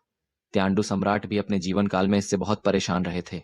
हम्फ, बड़े बादल, चिंता मत करो, मैं सिर्फ एक बार उसकी मदद करने जा रहा हूं। मुझे बैंगनी आंखों वाले दैत्य बंदर को दूसरों का फायदा उठाना पसंद नहीं है। चूंकि मैं शर्त हार गया हूं तो मुझे कुछ कीमत चुकानी होगी। बस एक रहस्यमय स्वर्गीय आत्मा खजाना ढूंढो और मैं अपने खून से कसम खाऊंगा कि मैं इस बच्चे और इसके आसपास के लोगों पर कभी हमला नहीं करूंगा। बैंगनी आंखों वाले दैत्य बंदर ने गुस्से से चिल्लाकर कहा। यह सुनकर बादल ने सोचना शुरू किया। थोड़ी देर बाद उसने कहा, ठीक है बैंगनी आंखों वाले दैत्य बंदर, तुम्हारी बुद्धि सच में परिपक्व है और यह तरीका सच में मुमकिन है। फिर उसने हाथ बढ़ाकर शून्य से एक खजाना पकड़ लिया। यह चीज एक प्राचीन लोहे की प्लेट थी। किसी को नहीं पता था कि इस प्लेट का मकसद क्या था, लेकिन इस पर जमी धूल बताती थी कि यह बहुत लंबे समय से मौजूद थी। इसे गोल्ड जुआन लोह प्लेट कहा जाता है। जब तक तुम इसमें अपना सार खून डालकर कसम खाते हो, ताकत इस प्लेट में समा जाएगी। अगर कसम तोड़ी गई तो गोल्ड जुआन लोह प्लेट तुरंत पलटवार करेगी। बादल ने लोहे की प्लेट बाहर फेंक दी। हालांकि आरब बैंगनी आंखों वाले दैत्य बंदर की इज्जत करता था, लेकिन वो नहीं करता था। बैंगनी आंखों वाले दैत्य बंदर ने भी कोई हिचक नहीं दिखाई, सीधे अपना सार खून प्लेट में डाला। फिर वो चिल्लाया, मैं बैंगनी आंखों वाला दैत्य बंदर कसम खाता हूं कि आज के दिन से अगर आरब मुझे बीस्ट सर्वेंट पैलेस से बाहर निकालता है और मुझे आजादी देता है तो मैं एक बार उसकी मदद करूंगा और अनंत काल तक उस पर और उसके आसपास के लोगों पर कभी हमला नहीं करूंगा। जैसे ही कसम पूरी हुई, बैंगनी आंखों वाले दैत्य बंदर ने टोकन बादल की तरफ उछाल दिया। असल में उसका कसम खाने का कोई इरादा नहीं था। चाहे वो आरब की मदद करता भी तो उसके पीछे छुपे मकसद होते, लेकिन अब उसने अपना मन बदल लिया, किसी और चीज के लिए नहीं बल्कि आरब के जोश के लिए। बादल ने धीरे से लोहे की प्लेट पकड़ी और शांति से कहा, बैंगनी आंखों वाले दैत्य बंदर, कसम तय हो गई। जब तक तुम इस लोहे की प्लेट को नष्ट नहीं कर सकते तुम सुरक्षित रह सकते हो, लेकिन मैं प्लेट को छुपा कर रखूंगा। उसकी धमकी देने की मंशा इससे ज्यादा साफ नहीं हो सकती थी। बैंगनी आंखों वाले दैत्य बंदर ने नाक भौं सिकोड़ी और बादल के मतलब की परवाह भी नहीं की। इसके बजाय उसने आरब की तरफ देखा और कहा, छोटे बच्चे, मुझे बताओ तुम मुझसे क्या करवाना चाहते हो? सीनियर मेघलेखा, मैंने अभी तक नहीं सोचा कि मैं आपसे क्या करवाना चाहता हूं, लेकिन निश्चिंत रहो, सीनियर मेघलेखा की दिव्य शक्ति के साथ आपकी कुशलता का इस्तेमाल करने के मौके हमेशा रहेंगे। इसके अलावा सीनियर मेघलेखा के साथ मेरा सौदा अभी शुरू ही हुआ है। आरब ने कहा। क्या मतलब? बैंगनी आंखों वाले दैत्य बंदर ने शक से पूछा। आरब ने उसे घूर कर कहा, सीनियर मेघलेखा को अब भी याद होना चाहिए कि सीनियर मेघलेखा के साथ मेरा शुरुआती सौदा उनसे एक बार मदद करवाने का नहीं था, बल्कि उन्हें मेरे लिए काम करने को कहने का था। हम तो बस दास्ता प्रतिबंध के मुद्दे पर चर्चा कर रहे थे, है ना? बच्चे, क्या तुम्हें लगता है कि तुम अब इस काबिल हो कि मैं तुम्हारे लिए काम करूं? बैंगनी आंखों वाले दैत्य बंदर ने भारी आवाज में कहा। अभी नहीं, आरब ने जवाब दिया, लेकिन शायद भविष्य में। इसलिए मैं चाहता हूं कि सीनियर मेघलेखा इस बात पर विचार करें कि जुआ खेलना है या नहीं। आखिर मुझे पूरा यकीन है कि सीनियर मेघलेखा भी आजादी पाना चाहते हैं, न कि सिर्फ एक बार मेरी मदद करके बाहर ताजी हवा में सांस लेना। बैंगनी आंखों वाला दैत्य बंदर हंसा। उसकी हंसी मोहक और दुष्ट थी, आसमान तक गूंज रही थी। जवान आदमी, मुझे सच में तुम और भी पसंद आ रहे हो। मैं तुमसे एक बार फिर पूछता हूं, क्या तुम सच में मुझे गुलाम बनाने के लिए दास्ता प्रतिबंधों का उपयोग नहीं करोगे? बैंगनी आंखों वाले दैत्य बंदर ने शक से पूछा। मैं नहीं करूंगा, आरब ने शांति से कहा। भले ही एक दिन बैंगनी आंखों वाला दैत्य बंदर सच में मेरा अनुसरण करे, यह गुलाम के रूप में नहीं होगा, बल्कि एक सहायक और दोस्त के रूप में। बैंगनी आंखों वाले दैत्य बंदर की बैंगनी आंखों से एक शानदार रोशनी फूट पड़ी, मानो वह जानना चाह रहा हो कि आरब झूठ बोल रहा है या नहीं। उसे हैरानी हुई। उस जवान आदमी का उसे गुलाम बनाने का कोई इरादा नहीं था। उसके सामने वाले ने एक ऐसा चुनाव किया जो दूसरे करने की हिम्मत नहीं करते। बैंगनी आंखों वाला दैत्य बंदर गुर्राया। लड़के, ठीक है, मैं तुम्हें एक मौका दूंगा, 5 साल। अगर तुम 5 सालों के अंदर युद्ध पूर्वज रैंक तक पहुंच सके तो मैं तुम्हारी 3 बार और मदद करूंगा। अगर तुम 10 सालों में 5 गुना स्तर तक पहुंच सके तो मैं तुम्हारा अनुसरण करूंगा। मैं, बैंगनी आंखों वाला दैत्य बंदर, अपनी बात रखूंगा, लेकिन तुम्हें उतना अच्छा होना होगा। बैंगनी आंखों वाले दैत्य बंदर, क्या तुम्हारी रखी शर्तें थोड़ी ज्यादा नहीं हैं? बादल ने ठंडी आवाज में कहा। क्या तुम्हें लगता है कि हमारा युवा मास्टर सर्वशक्तिमान है? 10 सालों में युद्ध पूर्वज रैंक के 5वें स्तर तक पहुंचना, क्या यह बकवास नहीं है? बादल, क्या तुम जानते हो कि तुम्हारे और तुम्हारे युवा मास्टर में क्या फर्क है? बैंगनी आंखों वाले दैत्य बंदर ने रहस्यमयी ढंग से कहा। बादल उलझ गया। तुम्हारा क्या मतलब है? तुम्हारा युवा मास्टर मेरे लिए ये शर्तें रखने के काबिल है, लेकिन तुम्हारे पास तो मुझे ये शर्तें रखने का मौका देने की भी हैसियत नहीं है। सचमुच ये आम लोगों के लिए नामुमकिन है, लेकिन जो मुझे, बैंगनी आंखों वाले दैत्य बंदर को, अपनी मर्जी से उनका अनुसरण करने पर मजबूर कर सकते हैं, वो आम से बहुत दूर है। लड़के, मुझे उम्मीद है कि तुम कड़ी मेहनत करोगे। खैर, मुझे बस इतना ही कहना था। मैं 3 दिनों के लिए तैयारी करूंगा, तब मुझे लेने आना। बैंगनी आंखों वाले दैत्य बंदर ने दूसरे दैत्य जानवरों की तरह अधीनता के कोई संकेत नहीं दिखाए। वह एक राजा जानवर था, और राजा जानवरों में वो गर्व और गरिमा होती है जो उनके होने से आती है। वो कभी झुकते नहीं। सीनियर जी जिंग, ये शर्तें रखने के लिए शुक्रिया, आरब ने धीरे से कहा। उनकी बातचीत के बाद आरब और बादल बिना कुछ और कहे चले गए। उनके जाने के बाद बादल पूछे बिना नहीं रह सका, युवा मास्टर, क्या आपने सच में तय कर लिया है कि इस बैंगनी आंखों वाले दैत्य बंदर पर दास्ता प्रतिबंध नहीं लगाएंगे? गैर कबीले के सदस्य स्वाभाविक रूप से अलग होते हैं। युवा मास्टर, हमें कोई भी कदम उठाने से पहले 3 बार सोचना चाहिए। बड़े बादल, मैं आपकी चिंताएं समझता हूं, लेकिन किसने कहा कि बैंगनी आंखों वाला दैत्य बंदर कबीला दैत्य जानवर कबीले के प्रति वफादार रहेगा? आरब हंसा। युवा मास्टर का क्या मतलब है? बादल हैरान हुआ। आरब ने धीरे से सिर हिलाया। दरअसल मेरे अवलोकनों के अनुसार दैत्य जानवर कबीलों के बीच विरोधाभास और भेद काफी बड़े होने चाहिए। उदाहरण के लिए, गाय दानव कबीला और भालू दानव कबीला 2 पूरी तरह से अलग जातियां हैं। उनकी अपने जानवर अवधारणा की आंतरिक समझ सिर्फ अपनी जाति की सेवा में है, न कि समग्र दैत्य जानवरों की। बहुत से जानवर इस अवधारणा को नहीं समझते। क्या सच में ऐसा है? बादल ने अपनी ठुड्डी रगड़ी। उसने कभी ऐसी बातों पर विचार नहीं किया था। बेशक, और दैत्य जानवरों के बीच आंतरिक संघर्ष भी काफी गंभीर होंगे। जिनकी संख्या ज्यादा है वो कम आबादी वालों को निशाना बनाएंगे, जिससे अक्सर आपसी लड़ाइयां होती रहती हैं।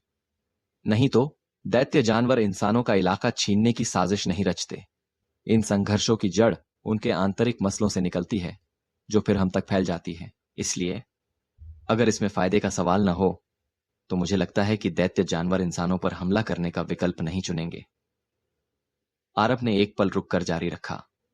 ज्यादातर दैत्य जानवर सिर्फ अपने स्वार्थ के लिए काम करते हैं। हो सकता है कि वो इंसानों से नफरत भी न करते हों। वो सिर्फ इसलिए अधीन नहीं होना चाहते क्योंकि वो उनके कबीले का हिस्सा नहीं है।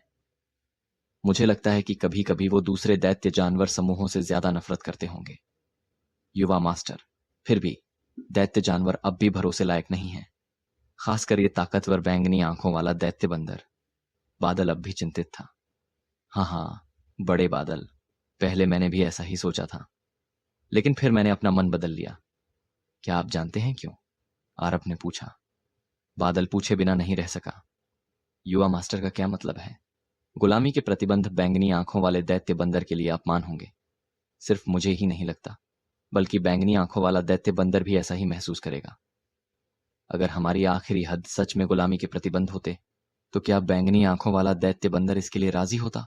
आरब ने सिर हिलाया। अच्छा। बादल हिचकिचाया। त्यांडु सम्राट ने बैंगनी आंखों वाले दैत्य बंदर को इतने सालों तक पकड़े रखा, लेकिन अधीनता के कोई संकेत नहीं देखे। दैत्य बंदर क्या चुनाव करेगा, यह अब भी अज्ञात था। आरब ने कहा, एक राजा जानवर के पास राजा की गरिमा होनी चाहिए। मुझे नहीं लगता कि वो झुकेगा। अगर वो झुक गया तो हम दोनों के मन में छुपे मकसद होंगे, जो बेमानी होगा। इसके बजाय हम दोनों को एक दूसरे की तरफ एक कदम बढ़ाना चाहिए। आखिर हम दोनों को एक दूसरे से कुछ चाहिए। बादल ने गहरी सांस ली। अचानक समझ गया कि बैंगनी आंखों वाले दैत्य बंदर ने उससे पहले क्या कहा था। उसे मानना पड़ा कि कई मायनों में वो सच में आरब की तुलना नहीं कर सकता था। युवा मास्टर, आप सही हैं। कभी कभी जोखिम उठाना बुरी बात नहीं है, बादल ने कहा। हाँ, यही विचार है। खैर, बड़े बादल, तियानडू डिवाइन कंट्री में मेरा रहना शायद बहुत लंबा ना हो। युद्ध सम्राट रैंक तक पहुंचने के बाद तियानडू सम्राट ने मेरे लिए क्या छोड़ा था? आरब ने उत्सुकता से पूछा। बादल ने हाथ हिलाया और आरब को दूसरी जगह पर ले गया। जब वो वहां पहुंचे तो बादल के हाथ में एक संग्रहण थैला था। इसमें वो चीजें थीं जो त्यांडु सम्राट ने आरब के युद्ध सम्राट रैंक तक पहुंचने पर उसके लिए छोड़ी थीं। युवा मास्टर, इस संग्रहण थैले के खजाने अनमोल हैं। पहले, इसमें 1 लाख शुद्ध स्पिरिट स्टोन है। एक सेक्ट की दौलत को टक्कर देने के लिए काफी। सब यही है, बादल ने कहा। इतने सारे? आरब बहुत हैरान हुआ, सच में चौंक गया। बादल ने खुशी से कहा, हाँ, युवा मास्टर, हैरान मत होइए। त्यांडु सम्राट पहले कंजूस थे क्योंकि आप रक्षाहीन थे, इसलिए वो शायद ही कभी असली खजाने बाहर निकालते थे। अब जब आप युद्ध सम्राट रैंक तक पहुंच गए हैं और काफी आत्मरक्षा विकसित कर ली है, सम्राट ने स्वाभाविक रूप से आपको असली खजाने दे दिए हैं। 1 लाख स्पिरिट स्टोन तो बस शुरुआत है, युवा मास्टर। ये देखिए। अब जो आरब की नजरों के सामने आया वो एक कद्दू था, इतना छोटा कि उसकी हथेली में समा सके। ये देखने में जटिल और रहस्यमय लग रहा था। आरब ने पूछा, ये क्या है? युवा मास्टर, इस खजाने को 9 सितारा कद्दू कहा जाता है, जो करीब करीब सबसे ऊंचे दर्जे का ज्वांतियान खजाना है। बादल हंसा। क्या? करीब करीब सबसे ऊंचे दर्जे का ज्वांतियान खजाना? आरब की आंखें फैल गईं। इसमें कोई हैरानी नहीं कि वो चौंक गया। करीब करीब सबसे ऊंचे दर्जे का मतलब क्या है? बहुत सारे ऊंचे दर्जे के ज्वांतियान आत्मिक खजाने हैं, लेकिन उनकी कीमतें बहुत अलग अलग होती हैं। सबसे घटिया की कीमत करीब 3000 से 5000 शुद्ध स्पिरिट स्टोन होती है, जबकि ज्यादा ताकतवर की कीमत आसानी से 40,000 से 50,000 शुद्ध स्पिरिट स्टोन तक हो सकती है। जहां तक सबसे ऊंचे दर्जे के करीब करीब सबसे बेहतरीन स्तर वालों की बात है, उनकी कीमत 1 लाख शुद्ध स्पिरिट स्टोन से कम नहीं होती। रही बात सबसे बेहतरीन जुआनतियान खजानों की, तो वो व्यावहारिक रूप से अनमोल है। उन्हें स्पिरिट स्टोन से खरीदना चुनौतीपूर्ण है। जब भी कोई सामने आता है, विभिन्न बड़ी ताकतें उसे पाने की पूरी कोशिश करती हैं। उन सुपर ताकतों के लिए भी उनके सेक्ट के पुश्तैनी खजाने अक्सर सबसे बेहतरीन ज्वांतियान खजाने ही होते हैं। सचमुच त्यांडु सम्राट बहुत दरिया दिल है। जैसे ही वो युद्ध सम्राट रैंक तक पहुंचा और कुछ आत्मरक्षा क्षमताएं हासिल की, सम्राट ने तुरंत खजाने निकाल दिए। बड़े बादल, इस 9 सितारा कद्दू का क्या काम है? आरब ने उत्सुकता से पूछा। हर जुआन त्यान खजाना अनोखा होता है और उसके बहुत विशिष्ट कार्य होते हैं। बादल ने कृपा से कहा। युवा मास्टर, 9 सितारा कद्दू की ताकत काफी अविश्वसनीय है।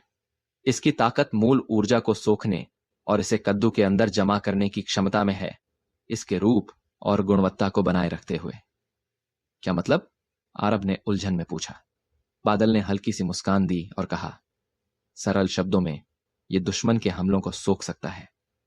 जब तक यह मूल ऊर्जा से जुड़ी कोई तकनीक है, 9 सितारा कद्दू उसे सोख सकता है, और सोखने के बाद 9 सितारा कद्दू उसे पूरी तरह सुरक्षित रख सकता है। तो 9 सितारा कद्दू दूसरे लोगों के हमलों को सोख सकता है और फिर पलटवार कर सकता है? आरब ने पूछा, अब भी कुछ उलझन में। बादल ने ताली बजाई और कहा, बिल्कुल यही मेरा मतलब है। आरब की आंखें फैल गईं। क्या ऐसे जादुई खजाने होते हैं? युवा मास्टर, यह करीब करीब सबसे ऊंचे दर्जे का ज्वांतियान आत्मिक खजाना है। आपको क्या लगता है? जब भी सबसे बेहतरीन शब्द जुड़ता है, असर आमतौर पर जादुई होते हैं, बादल ने कहा। आरब ने 9 सितारा कद्दू को देखा और पूछे बिना नहीं रह सका, इस 9 सितारा कद्दू की सीमा क्या है? युवा मास्टर, यह आपकी व्यक्तिगत ताकत पर निर्भर करता है। आप जितने मजबूत होंगे, 9 सितारा कद्दू की वहन क्षमता उतनी ही ज्यादा होगी। हालांकि 9 सितारा कद्दू की एक सीमा है, लेकिन सम्राट स्तरीय ताकतवर बनने से पहले यह चिंता की बात नहीं है। लेकिन अगर आपकी ताकत काफी नहीं है, तो अपनी ताकत से बहुत परे के हमलों को पकड़ना मुश्किल है, बादल ने कहा। आरब समझ सकता था कि इस दुनिया में हर चीज की एक निश्चित सीमा होती है। सीमा को तोड़ा जा सकता है, लेकिन थोड़े समय में इसे तोड़ना नामुमकिन है। उदाहरण के लिए, अगर वो जो युद्ध सम्राट रैंक में है, युद्ध पूर्वज रैंक के किसी विशेषज्ञ के एक वार को झेलने के लिए 9 सितारा कद्दू का उपयोग करना चाहे, तो जाहिर तौर पर यह मुमकिन नहीं होगा। फिर भी 9 सितारा कद्दू को अब भी एक खजाना माना जा सकता है। तियांडू सम्राट सच में मेरे साथ बहुत अच्छा व्यवहार कर रहे हैं, आरब ने मन ही मन सोचा। बादल ने कृपापूर्वक मुस्कुराया और कहा, युवा मास्टर, एक बार जब आप युद्ध पूर्वज रैंक में प्रवेश करेंगे, तो आप तियांडू डिवाइन कंट्री के दूसरे मालिक बन जाएंगे। तब तक महान सम्राट द्वारा छोड़ी गई हर चीज आपकी होगी। उस समय आप जो भी करना चाहें, मैं बिना शर्त समर्थन करूंगा। आरब इसका बेसब्री से इंतजार कर रहा था। वो युद्ध सम्राट रैंक में था और उसे पहले ही इतने दरियादिल इनाम मिल चुके थे। जब वो युद्ध पूर्वज रैंक तक पहुंचेगा, तो पूरा तियांडू डिवाइन कंट्री उसका होगा, और इससे जो दौलत मिलेगी वो बहुत बड़ी होगी। इसका मतलब होगा तियांडू सम्राट द्वारा अपने जीवन काल में जमा की गई सारी दौलत पर कब्जा। बेशक, हालांकि आरब अभी जोश से भरा था। वो एक बार में एक कदम उठाने का महत्व कभी नहीं भूला। उसने बादल के साथ बात करते हुए कुछ समय बिताया, और जब तय समय आया, तो आरब ने जल्दी से बैंगनी आंखों वाले दैत्य बंदर को लाया, उसे आयामी पेंडेंट में रखा और तुरंत तियांडू डिवाइन कंट्री से निकल गया। इतनी जल्दी निकलने की वजह बैंगनी आंखों वाले दैत्य बंदर को ले जाना नहीं थी, बल्कि इसलिए कि बाहरी दुनिया में कोई उसे बुला रहा था। उसने मछली जनजाति को निगरानी के लिए छोड़ दिया था, और जैसे ही उसने किसी के बुलाने का एहसास हुआ, वो जल्दी से लौटा, तियांडू डिवाइन कंट्री में प्रवेश का रास्ता बंद किया और फिर दरवाजा खोल दिया। जैसे ही दरवाजा खुला, आरब ने देखा कि कौन आया है। ये शख्स मारिया संत थी, चांद की तरह खूबसूरत। मारिया ने देखा कि आरब ऐसा लग रहा था जैसे उसने अभी अभी अपना एकांतवास खत्म किया हो, और मुस्कुराकर बोली, मैंने सोचा था कि जवान मास्टर यांग की साधना खत्म हो गई होगी। मुझे उम्मीद नहीं थी कि मैं आपकी साधना में खलल डालूंगी, लेकिन उम्मीद है कि आप बुरा नहीं मानेंगे। मारिया हमेशा इतनी शालीन रहती थी कि उससे नाराज होना मुश्किल था। आरब ने कहा, मिस मारिया मजाक कर रही हैं। मैं जानना चाहता हूं कि आपके आने का क्या मकसद है। जवान मास्टर यांग, क्या मैं बात करने के लिए अंदर आ सकती हूं? मारिया ने मुस्कुराकर कहा। बिल्कुल मिस मारिया, कृपया आइए, आरब ने कहा। मारिया शान से अंदर आई, पूरी तरह नफासत भरी।